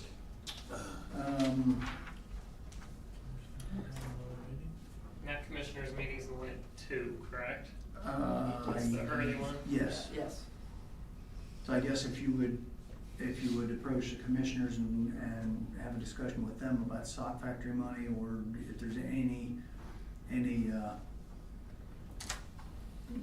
desire to go forward with that, and then. Or other funding sources. Or Yeah, other whichever funding, comes first. or what they have available. Can I say something about this sock factory money? Yes. If I were the person that gave the money to this county, I sure wouldn't want it to be sitting in a fund that nobody's using to improve anything Yeah. for as long as it's been sitting there. I agree. I mean, if you're gonna improve the quality of anything to do with Helmsburg, I'm sure that they would be happy about it. I mean, that's That's all I got. speculation, but I can say what I would, if it It's was just me, like, yes, it's I would want crazy it to go that forward. everybody toward keeps- improving something. Yeah. So, yeah, and then, we're open for you to come back to our work session meeting. It's at 9 o'clock on, Thursday the 6th. So Darren, are you gonna So, can we do what the we need- advertisement and have Susan draft the ordinance so we can vote on it then? We're not ready for an ordinance yet, I guess. Well, why not? Well, before they go to the commissioners. Well, they go to the commissioners. Do we have, let me get to, wrap this up. Do we have consensus among us that if they can go to the commissioners and the commissioners can come up with some sort of funding, and that they meet your request, Judy, for the audit and the financial report, that we can work somehow to get them moved forward on this? I mean, I think We it's have preliminary. consensus. It's preliminary. Preliminary That's a lot of consensus. ifs. I mean. Yeah, it is, but. It would be if- very preliminary, and I think all options need to be looked at for finance, all options. I will say, I appreciate how fast you're trying to push this through, I really do. And if we could push it past that fast, that'd be great. But I'm not gonna stand here and say that I expect you guys to do this. If you do need more time, so if we go to the commissioners on the 5th, see what they have to say, either Adrian or I, or maybe not both, will be at your their meeting on the 6th, but one of us will try to figure out how to be there to at least talk to them. So if you wanna wait, and see what happens between now and then at your next regular meeting next month after that or something, then have all the ducks in a row at that point in time, that's fine with us. Like, we're not expecting you to, push this through tonight or anything crazy like that. Why don't you guys come back March of 2028 and check this out? Please don't make me wait that long. I will have raised my rates again. What kind of time, I don't know if you mentioned what the time frame is that you're looking at on getting the bids again. It's gonna be the next 2 months? So we hope to be out for bid within the next couple of months again with the revised treatment plant project. And at least the current plan is that it would be closed with SRF by the end of the year. So So at you- least construction on the plant would start spring of next year. Are you looking at construction, or the addition of the 10 extra homes at the same time? No, we'd like to do that Do that as soon sooner as, than later. so, okay. Yes. You're not waiting on that. As soon as you get funding on that, that can happen. Okay. Thank you. Where's the rest of this? Thank you. Thanks, guys. Thank you. Hey, Adrian, Yes, sir. everything with CDC doing great? CDC's doing really well. Good. Yeah, All right. appreciate you helping us get it going. Yeah, no problem. I think. Those suckers keep voting in as president, and I guess I'll hang around for a bit. Well, thank you for doing it. Yeah. Yeah, see you guys. Thank you.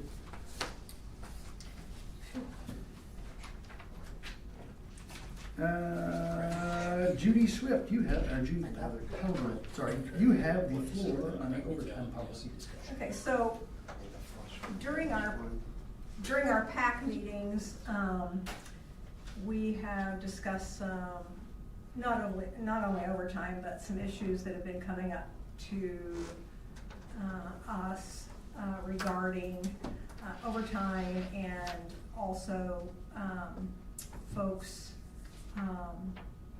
having their vacation and let's say leaving a position. So if you have someone who has, and let me state that I know that the commissioners are working on shoring up some policies on some overtime. Nothing has been set in stone. We're gonna discuss it again at our PAC meeting, I'm sure.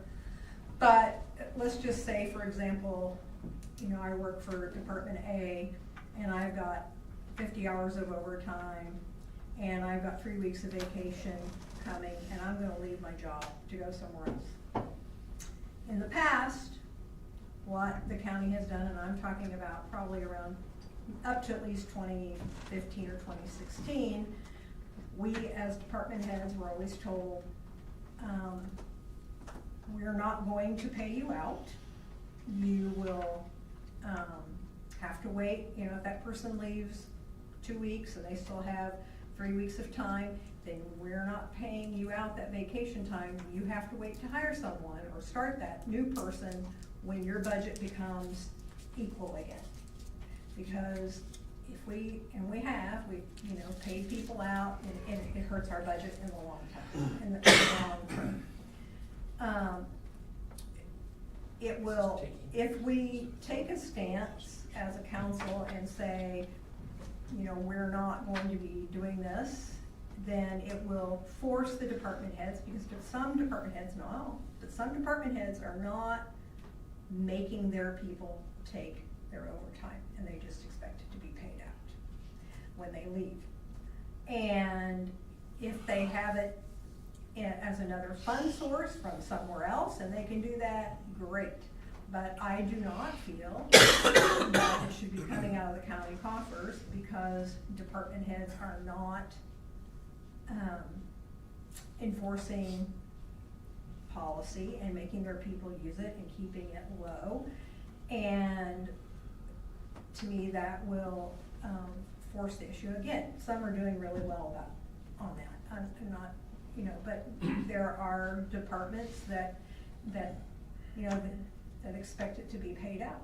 And so I think that we need to seriously take a look at going back the way it used to be of, well, you can't hire someone until, you become equal again. And if that means that they're gonna be down some of the office, that's why they need to have their people cross-trained in all areas. Again, if they have another funding source that's a non-county source and, you know, it's allowable, whether it's through a grant or whatever, fine. That's my feeling. That's number one. The other thing, and I wrote everybody an email, and hopefully you all read it, I listened to two presentations on Thursday, one on Friday about the human resource systems, maintenance management systems. It tracks, the ones that were presented would track, if I came to work and I log in at 8 o'clock, it'd be either my mobile phone or my computer.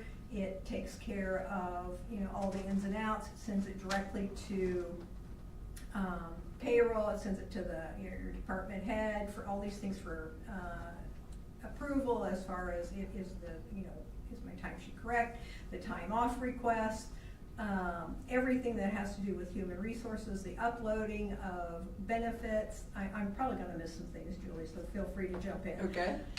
Anything that has to do with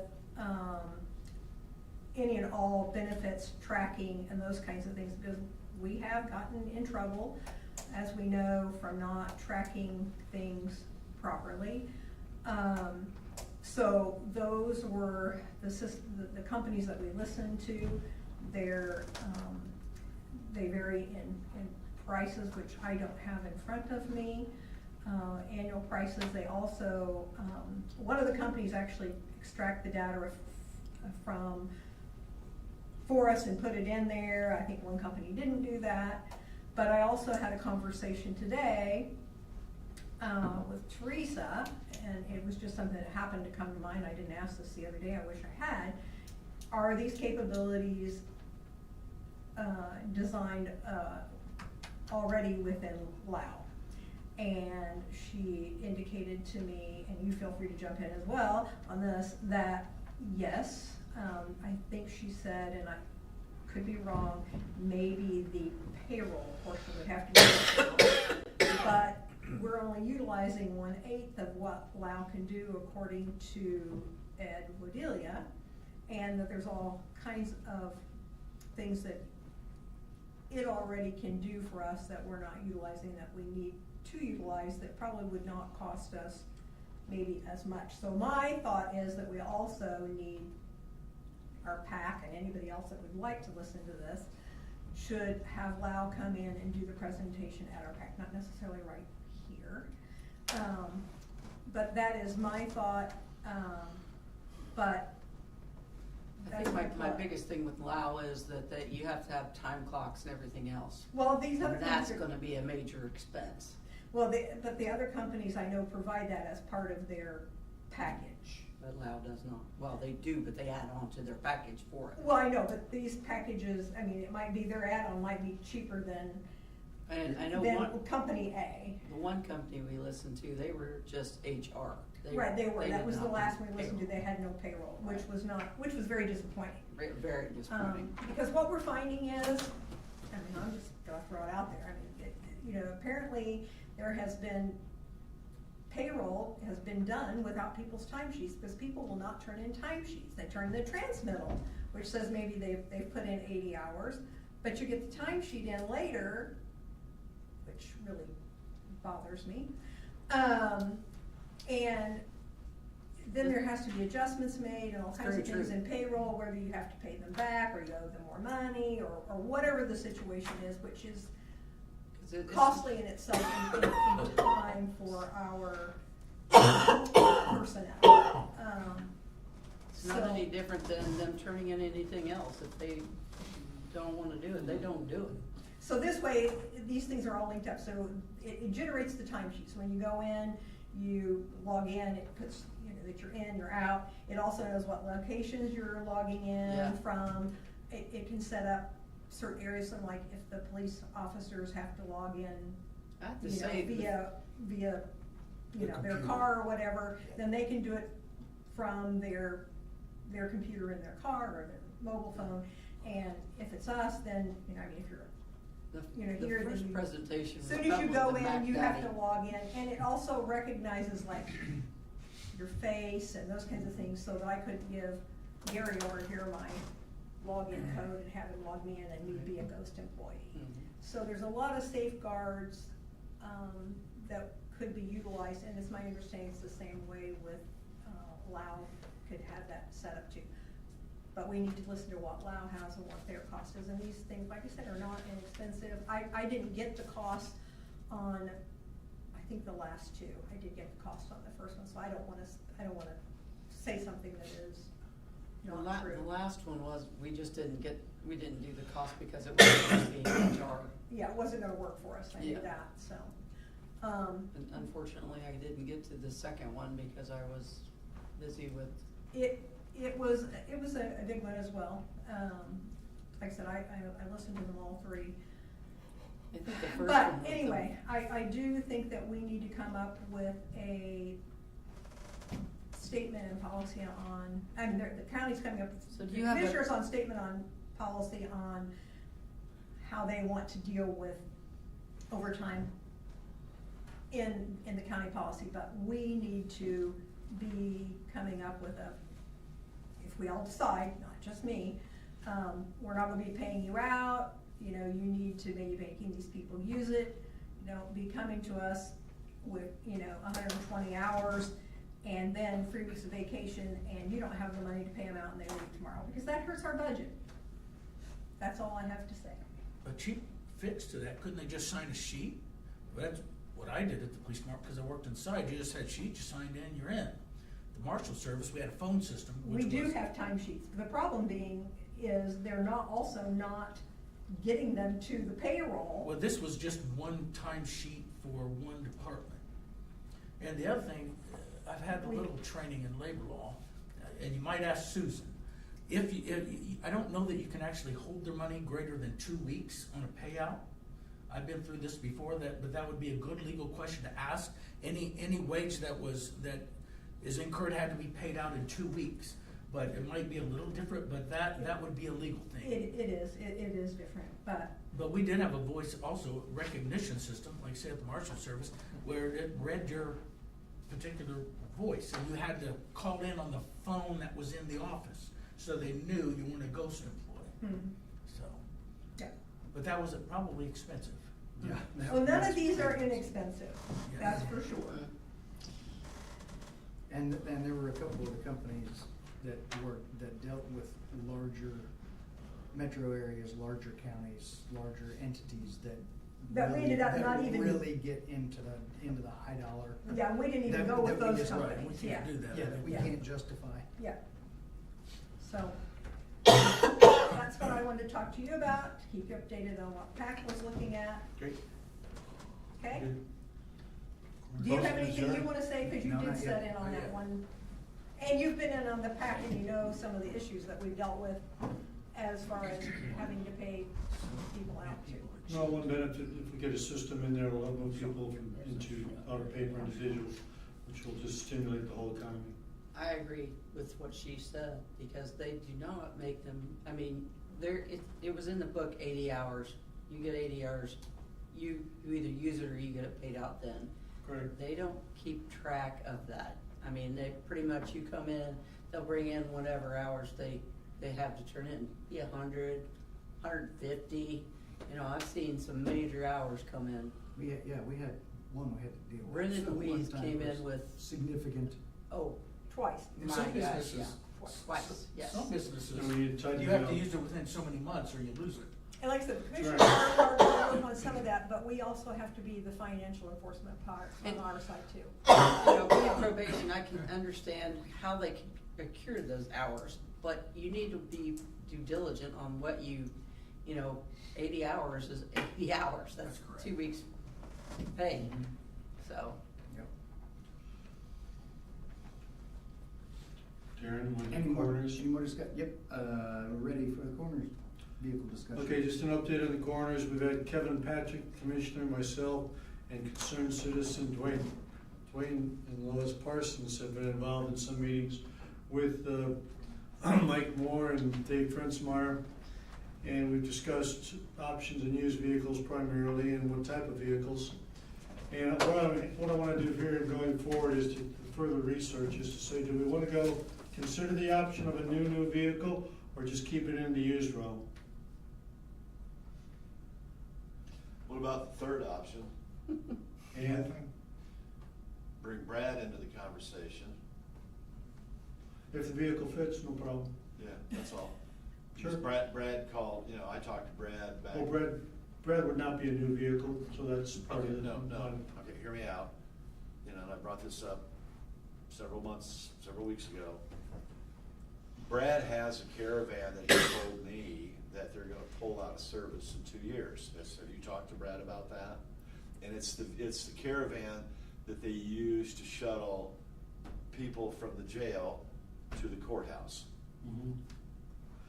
Well, So to tell you, the third option is to, you know, because we've got in the 2027 budget, you know, there's a considerable amount of money in there buying new vehicles for law enforcement, because they turn them over pretty quick, Mhm. right? I think it's every 3 years. So a third opportunity would be to, you know, this vehicle that they currently have, can we pull one out of the van, pull that, because they're driving a Caravan now. It's fine, feel free to pipe in if you want to, Wayne. We could go. Or you can buy a hearse for So you're 18 saying grand. you're saying that's available in 2 years? Well, or Brad could Okay, shove it. okay, I mean, I'm just Brad- saying, we've considered everything from getting a $5,000 hearse out of Greenwood that would go for a year, we'd explore that, how it would work, and then we'd be suited to say, okay, this does or doesn't work, here's what we need, go on. But it wouldn't cost us anything to speak of. So that's one option, or get a new vehicle. You get a new vehicle for $70,000, we're never gonna use the warranty, it's gonna sit more than it's gonna Right, be right, used. right. So you're gonna lose 30% of the value of it immediately. Right. I don't think that's a good use of money. I don't think it is either. So that's the concern I have, is do we encourage them to look for a used vehicle or a new vehicle? Is a new vehicle out of the picture?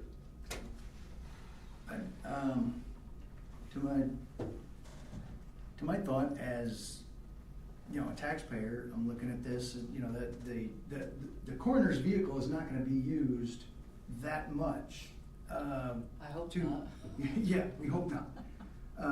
To spend $70,000 or $80,000 on a brand new vehicle to sit mostly and do not much, while it loses that first, second, third, and fourth year significant depreciation value, is going to be a waste of a vehicle.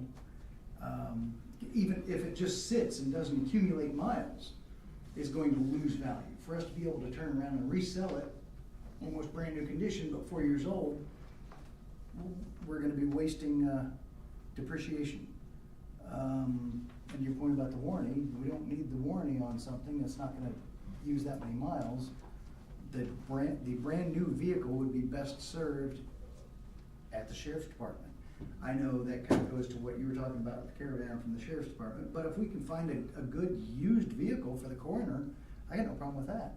I don't either. So all I wanna do is put it in the category of skip the new vehicle, look for used. And we can pursue the situation with Brad.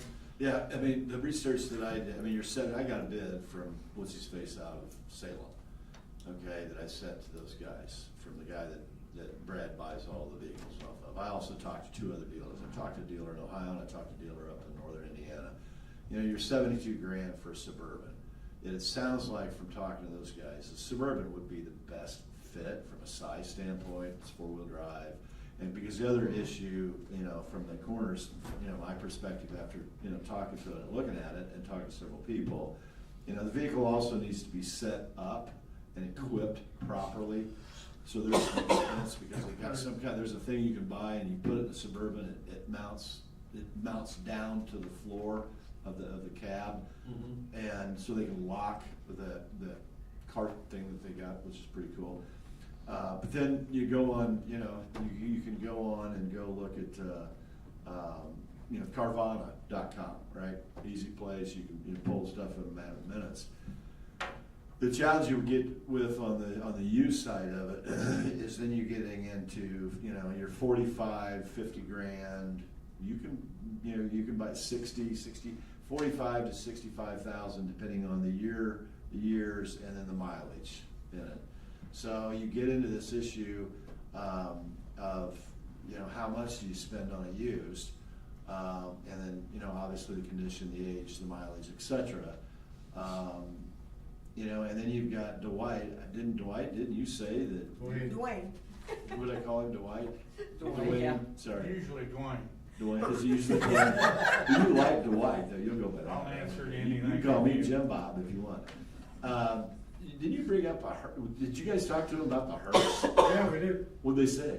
Well, they weren't, go ahead, Dwayne. Yeah, You researched it. huh? It won't take long. Hearse is a bad idea, is it? Okay, I don't know. Dwayne Parsons. First off, if you're gonna go in if you're gonna go in a car lot, the salesman's gonna come out and say, what do you want? We don't know. Well, how much money you got? We don't know. Case closed. Before I can go out and do any more research, which I've done quite a bit, we don't know how much money is out there that we might be able to use, whether it's this 20, 30,000, or whether it's 70,000 plus the retrofit or whatever. In the Democrat, I left you guys an article up there that, I'm not putting you on the spot, I'm just putting you on the spot. It said Kemp noted that the 2027 budget discussions included 100,000 for a coroner's vehicle. But I don't know if, I've heard 50 grand, I've heard it. What we kind of need to know before we go forward is how much money do you think within a range we're even looking at? Well, then why do you do this? Okay, we could say up to 100 grand, but we really don't want to spend 100. Exactly. Okay, I mean, I don't want to spend 100. And to me, and keep in mind, you know, in a previous life, in 1984, anyway, I've worked more car deals than, anyway, yeah.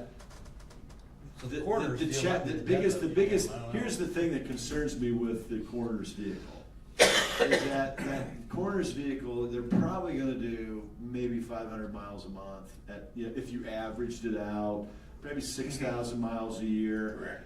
And the problem with that coroner's vehicle is that it is extremely hard on a vehicle to let it set. Letting it set is far worse than stacking a ton of miles on it.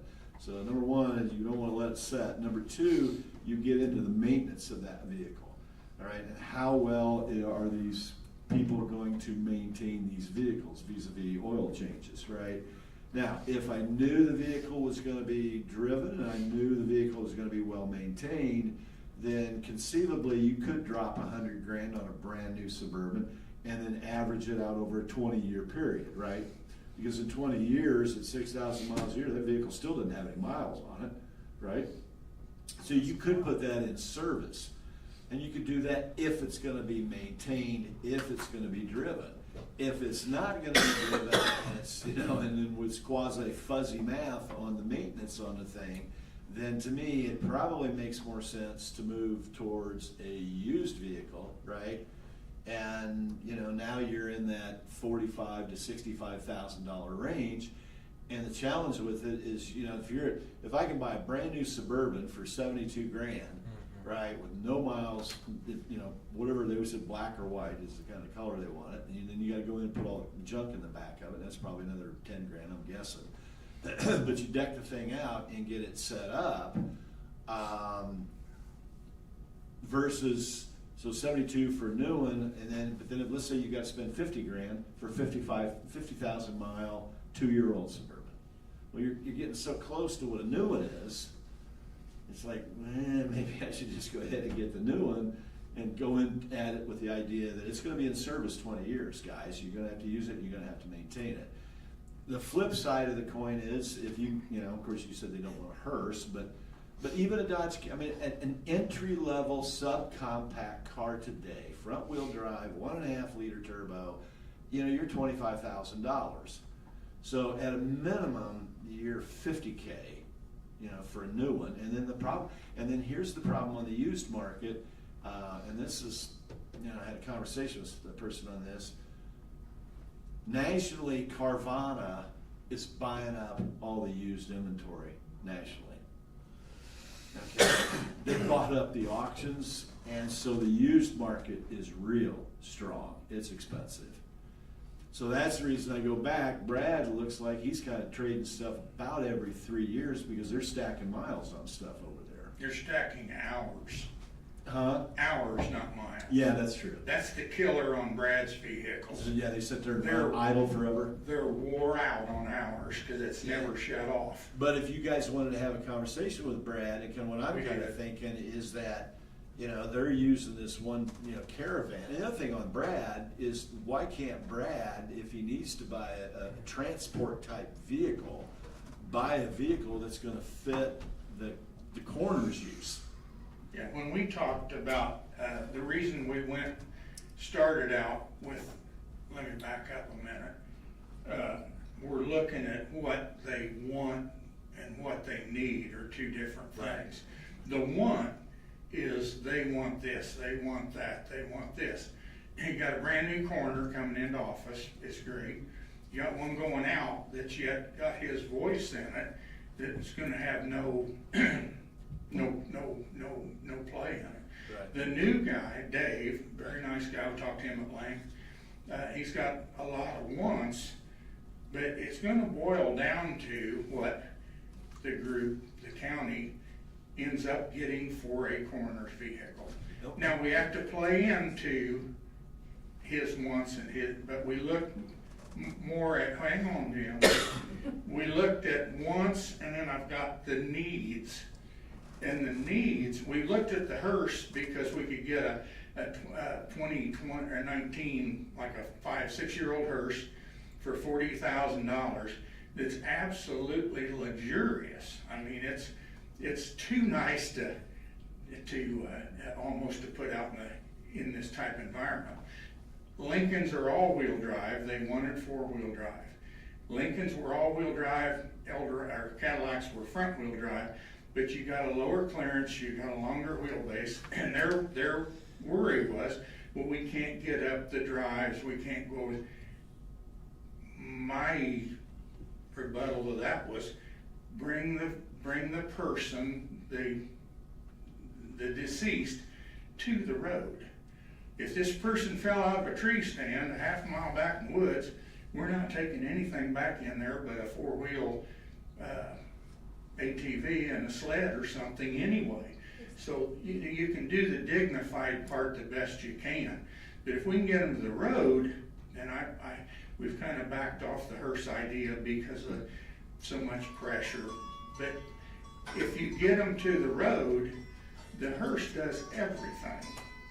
And there was a dignity issue, I guess, the last time they bought something, the last couple members of the community said, well, they're not gonna take my deceased in a pickup truck. Yes, I'm here. I'm in the meeting. How can I help you? You put a fiberglass shell, you know, cap high shell or even a little higher, on a pickup truck. I don't think my truck is undignified to put a body in. No, that's fine. We're gonna get them from point A to point B. Yeah, but Dwayne, hang on a minute. And you can flush it out, you can do things.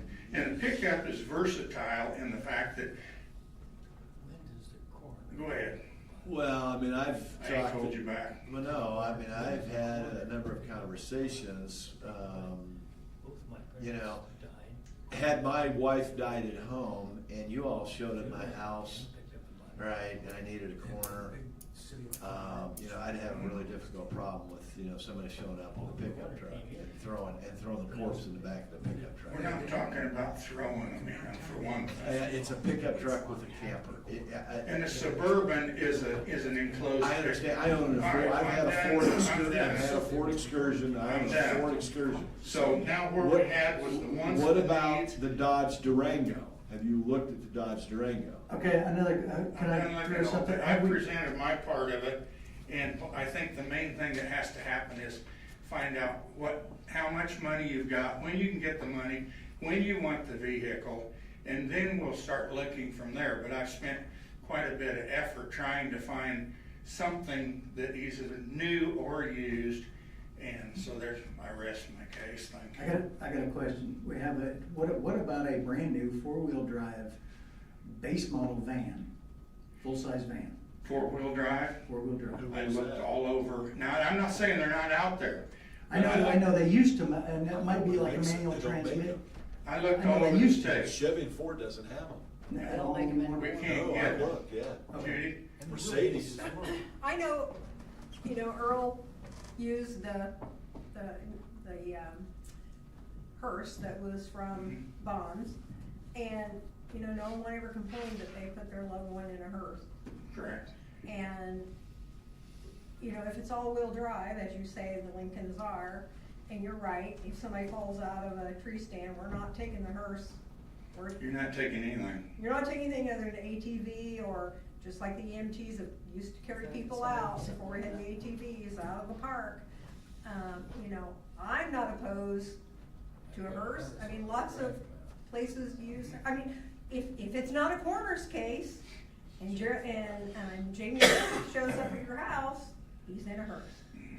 And to add to the confusion, we were traveling this last week, and Lois looked over and said, well, look at there's a pickup truck, and it said coroner all over the side of it.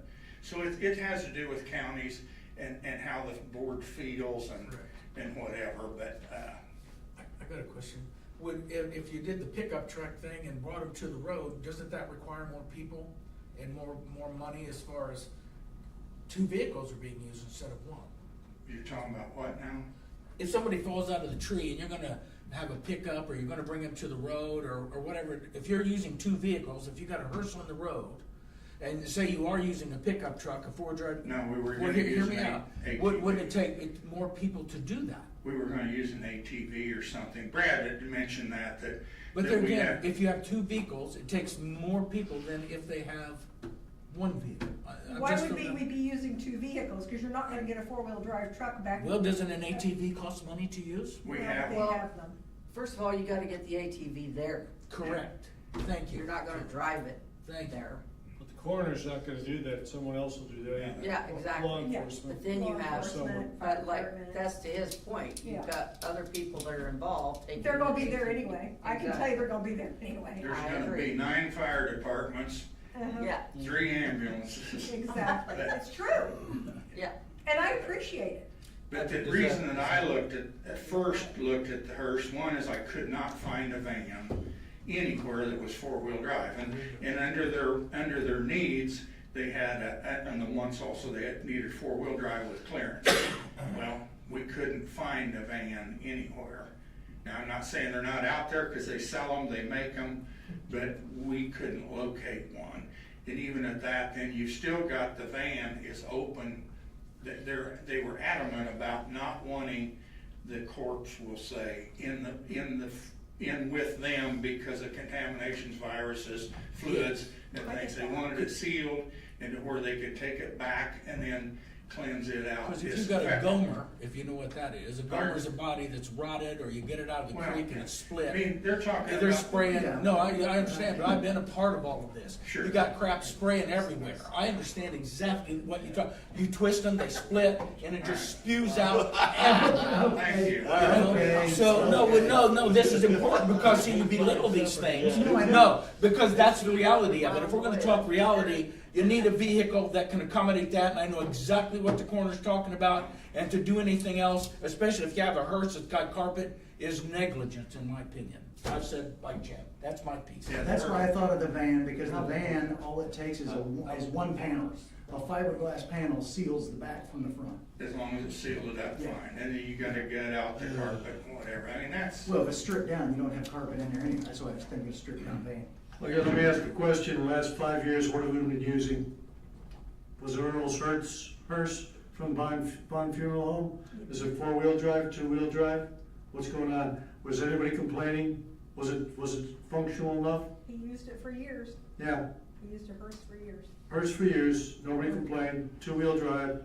Usually when they come to pick up your loved one anyway, they're in a hearse, because it's Correct. usually the funeral home that comes to get them. So that has been an entity that has worked. And every county's different. Some counties, and like I say, I know this is Marion County, but the point is they're all different. The coroner came to everything. Because as a uniformed officer, we had to sit there until they came, and it might be 6, 7 hours. Yeah, the So, coroner but I said don't know how it works here. they They're all put the different. body in a sealed body bag, if that's the But they case. still smell. Well, I can't help that. Well, yeah, but that's my point. Sanitize, we'll But get that's them. my point. If you're transporting it, Yeah. that is my exact So I think, point. yeah, and Patrick, I put a lot of weight in your experience. You've been, and Dwayne, and I appreciate Thanks, your Dwayne. time. I think what Dwayne is asking us for is a budget. Yes. Let's leave the search to, if we got a volunteer willing to do the search, let's leave it to him and give him a budget, say up to an amount. We're not committing to anything, we're just saying, hey, Dwayne, look, we, as a consensus, and I'd suggest, we start up to 50. And 40 to hopefully you can- 45,000, how's that? Hopefully you come under 50, and hopefully it's 25 or 15, I don't know, but, well, and that's the question. Can't do it either. So whatever that number is, I'm just throwing 50 out there. I mean, that's a lot of money. Yeah, I wanna jump in here for a minute and comment on a couple things. We're talking 24 to 30 recoveries a year, on average. At the most. At the most, at the very most.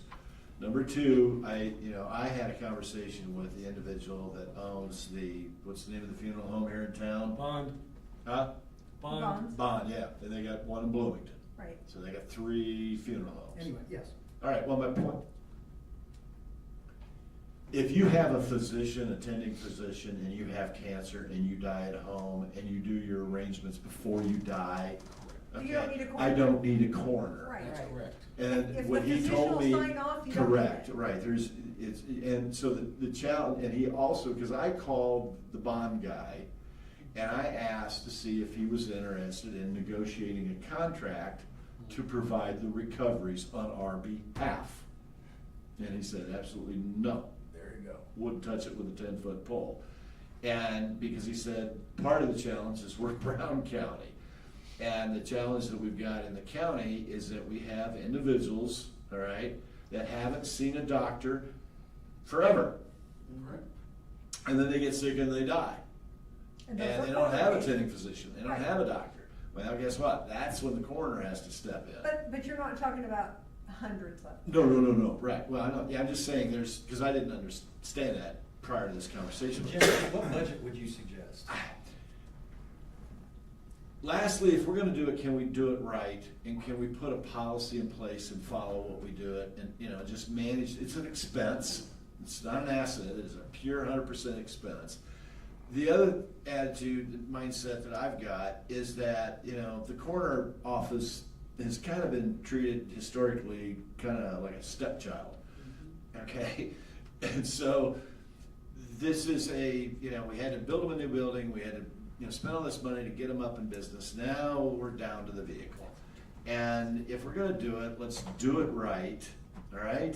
And let's set the vehicle up, let's make sure it's got all the stuff in it, the bags, the containers, the lockdown, everything they need. This guy that Brad buys all his vehicles off, they can install that, but I don't know, it's probably 10 to 15 grand to get all the stuff that they need inside that vehicle. And so I would say, personally, I went to GM, I went to Ford, you can go look at Mercedes, you can just buy one, but they're outrageous, the 4-wheel drive vans. Ford and GM do not manufacture a 4-wheel drive van. Toyota might. Mr. President, will you take a motion from Jim? And so, On budget. so He's Dwayne, working on it. Good. $50,000 to $75,000. So moved. If you can fit that niche putting all the stuff in it, getting it, you know what I mean? Used, Well, no used, I wanna make a 50 to statement. 75 grand. I wanna make a statement, sorry, Scott, but Yeah. we're here to do our job. I don't think that they have been treated like a stepchild at all. We were actually spoiled very rotten because, we were treated very well with Earl for many, many years. And when the actual Bond Mitchell people owned it, it was a great cooperation. They have not been, our coroner's office has not been treated badly at all. They even got a new building and that kind of thing. So I don't think they've been treated badly at all. I think we also have to look at, yes, anywhere at the most, probably 30 to 40 coroner cases a year. And, does that warrant a brand new vehicle? I personally don't think that it does. I tend to agree that the sheriff's office needs a new vehicle, more than the coroner's office. So, you know, I think that $50,000 is probably more in the area with good maintenance and that type of thing. And I'm not being mean to the coroner if you're listening. What do you think, Gary? I think $50,000 is good starting point. All right, I mean, it's an up to number. What does everybody else think? Jim, is that too low? And it's an up to, maybe he can find something used. Surely for 50. When I talked to the coroners as well after a meeting, I said, so Earl spoiled us, it's gonna take us 3 to 5 years to get up to the point where we really are totally tooled up in that area. So $50,000 to get into the picture and start working on it. Maybe in 5 years, we'll get him something new and we'll know exactly what we need. Okay, I'm okay with up to 50, and if he's gonna find out real quick if that's even workable. I mean, Patrick, Darren, Yep, Joel. 50. It's an up to, and we're just trying to give him something to go on. Can you live with 50, up to 50, and start your search? Yeah, we can live, And bring us like 3 options, You maybe? just need to have an idea before you make Yeah. a fool of yourself All on right. a car lot. Yeah, would you accept the motion, just a basic? Yes, yes. I move that we ask, we have a volunteer here, Dwayne, to pursue options for the county coroner's vehicle, up to 50,000, come back and report to us. We're not authorizing any funding or anything like that. It's, Right, coroners will be looking for that too. So Okay. they just need a figure. That's my So motion. let's say $50,000. Yep. I'll second it. Okay, we have a motion, second, all in favor? Aye. All opposed? One. Should that have been I higher? have a question. Did you get that, Julie? Mhm. 606 yes, 1 no. I guess I don't have a question. No, that, Come on, Joel. Under what circumstances does a coroner take the body there? I've lost both my parents down here. The coroner's come, pronounced them dead. Funeral home came and took my parents away. Now, they weren't smeared out on the highway somewhere either, but I mean, under what circumstances do you have to have a coroner pick up and take I can possession tell of you- the body? Okay, I'll tell you, because I worked at the health department, recorded deaths, dealt with the coroner. It is exactly what he said a while ago. If you have a physician that will sign off on that death certificate, the coroner does not have to be involved. Now, he may show up. Does Jim know?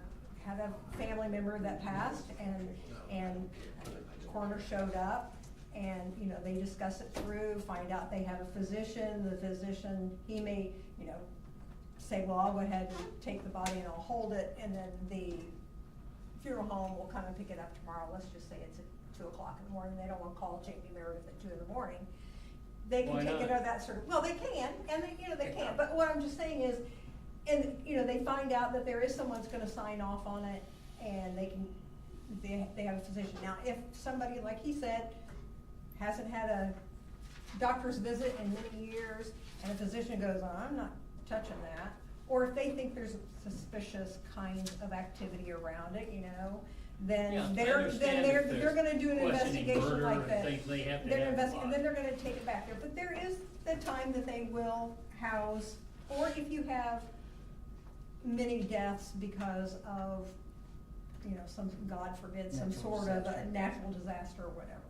Okay. But if there's not, if your family, if your mother had no prior encounters with a physician, say for a year, and that doctor's not, when you call them, and there's not someone that's gonna sign a declaration or a death certificate, that will become a coroner's case. Right, because there's no But it is history. like she said, but And they there's have to no know kind of history. ahead of time. Yeah, and they, a history of heart disease. Oh, yeah, you know, That's Jane right. had a history of heart disease. All likely she had a heart attack and died, you In know. your case, yes, because your mother probably had. Yeah. that. All right. So We got a what type motion. of vehicle would you like for me to? Coach, well, let's get do we need to vote on those motions? no, we did. Did we vote? Yeah, it was 6. Oh, yeah, that's right. Suburban or Durango's my pick. Yeah. Suburban I Durango. didn't think the Durango was big enough. Well, we need to double check, but the Indiana State. Well, in a hearse, I mean, I'm not. Dwayne, that'd be the Suburban Durango with a 10-inch lift kit. And big monster tires. Correct me, Gary, didn't the coroner look at the vehicle and said it was too short? Which one? The one Brad had? The Durango, The yes. original Durango, I believe, yes, and I think Brad agreed Oh, with him. wait a minute, I was there. Okay, it wasn't the Durango, it was the Ford Explorer. Well, one of them, their feet was. It was the Ford Explorer, the cot would not fit in the Ford Explorer. Right, period. so you're So the talking Explorer, caravan the now. Explorer will not work. It will with a Durango. Well, you need to double get that, it's that cot thing they've got, cause you gotta put that, you know, you gotta put that plastic wall thing, you know, between the two front seats and the back. And that takes up, you know, it's mounted to the A-pillars, right? So you gotta put that in there, and so if he's got a Durango over there, which they said, not they, I'm talking about another person I talked to, Brad's got a Durango, and if it's that, they got a really nice cot that's got that electric thing and the wheels fall down on it. And that's what's gotta fit, and then you gotta secure that down once you get it inside. Something that would not cost a fortune to convert to a coroner's vehicle. Yeah. Well, We're gonna have to remove carpeting, we're gonna have to remove seats, chairs. Define fortune. Huh? Define fortune for me, that's a Um, broad term. It's within $50,000 total cost. Yeah. Yeah. So we got a $50,000 total cost, we'll go from there. Yep. Yep, Used. yeah. Used. Thank you. Thanks, Thank you, Dwayne. Dwayne. I guess, thank you. Yeah, right. No good deed goes That's unpunished. what you get for volunteering. Okay, yes. Our interim appointments to Parks and Rec Board. Go ahead. Yeah, I think we should, and Julie can, I think in lieu, this is a, first of all, for the council's sake, this is a 4-month appointment. It's to fulfill the remainder of the term of the Parks and Rec board member that passed. John Kendrick. So we had a board member appointment passed Parks and Rec, and there is, the remainder of that term is through the end of the year. So this is a short-term deal. Normally, we advertise multiple meetings, 60 days later, we're appointing somebody, but that's halfway through the end of the year already. They do have things going on there, good things, and the board president reached out and said, hey, it'd be good if we could get somebody in there so we can kind of make sure they're, looking out for the county property. So I would suggest maybe, I don't know how we do this, but kind of like a little bit abbreviated announcement. I think there could be interest there in the community, and so maybe we don't do the whole newspaper and wait 60 days because then we're missing, they need help. And so. You can advertise, but you don't have to wait 60 days. Well, can we put it on the website or something? Is there a way to do that? And then we as a board find, a good candidate and ask them to submit a letter by our next regular meeting? I mean, 30 days too long, or could we do, I don't know why, there's no legal reason to wait 30, we could advertise for it and start taking letters tomorrow, can't we? Well, why not put it in the paper? I mean, I don't know, how long would that? I would say website, and the paper both.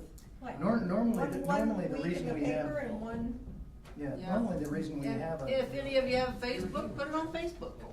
Sure. normally the reason we have a time limit on that is to allow people who wants to apply for it to apply for Yeah. it. Right. Right now, Yeah. we have an emergency.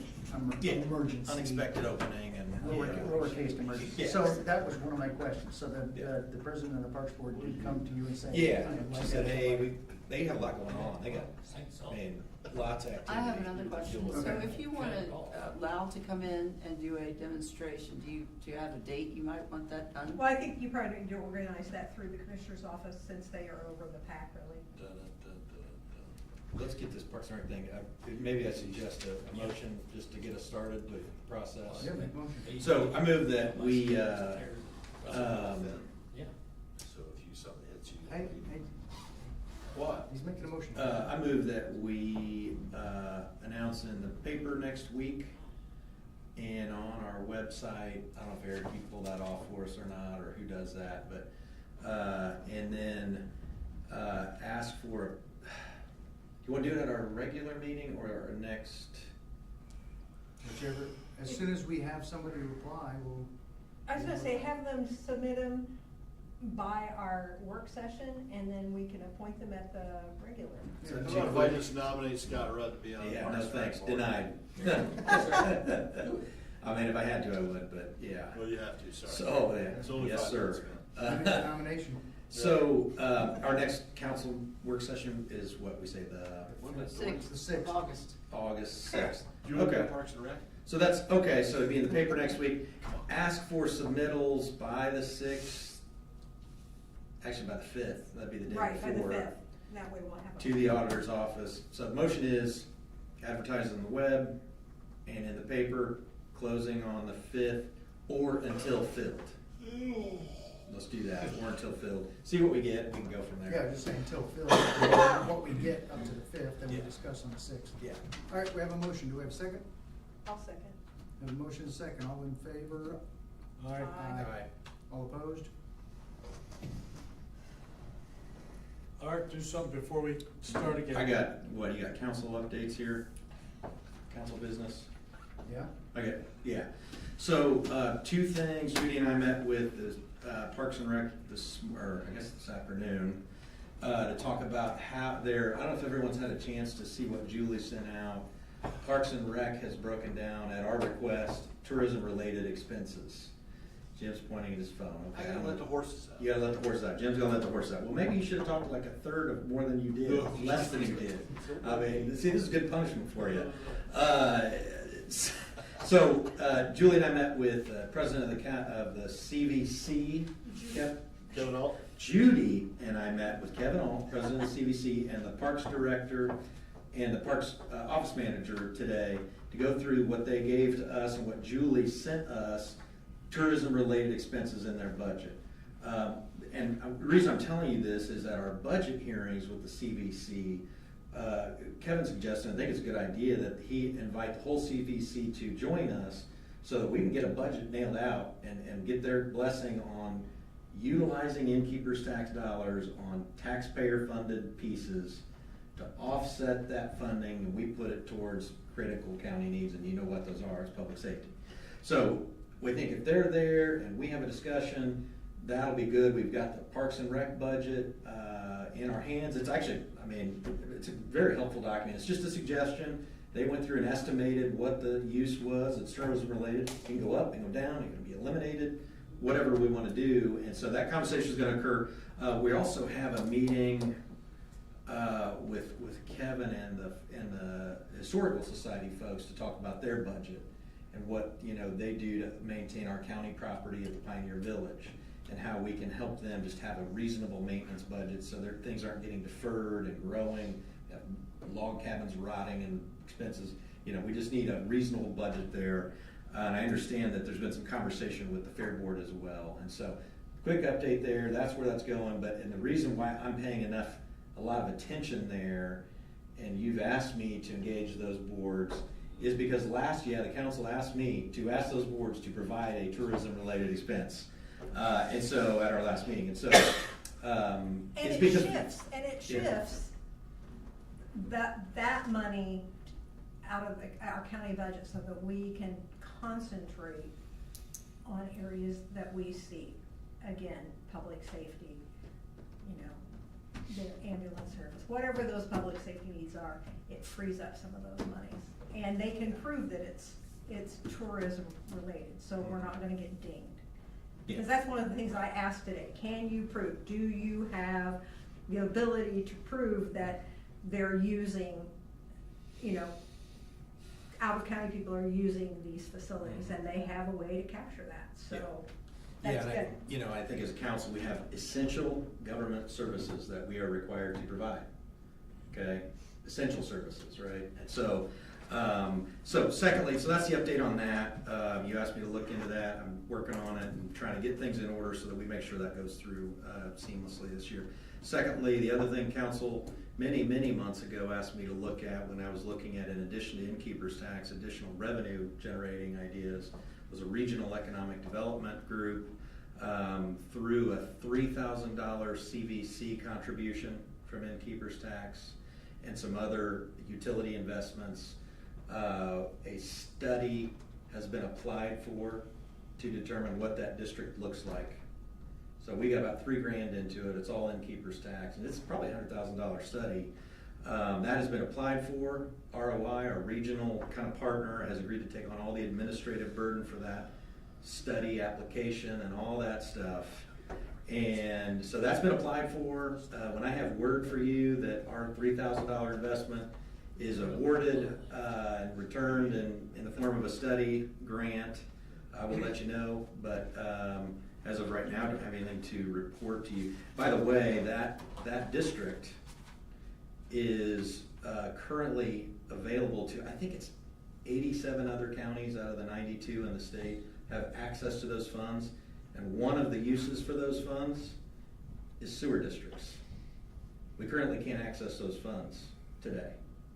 But this district would open the door to sewer district funding for Helmsburg-like, Bean Blossom-like investments. And so we've never been eligible for it, not 85 other counties are and have been. We're just, of course, the only donor. So that's what's happening there. No news to report to you. We got, like I said, $3,000 in keeper's tax in it. We're gonna find out if we get a grant just to study it. At the end of that study, we can say, no thanks. We can say, wonderful.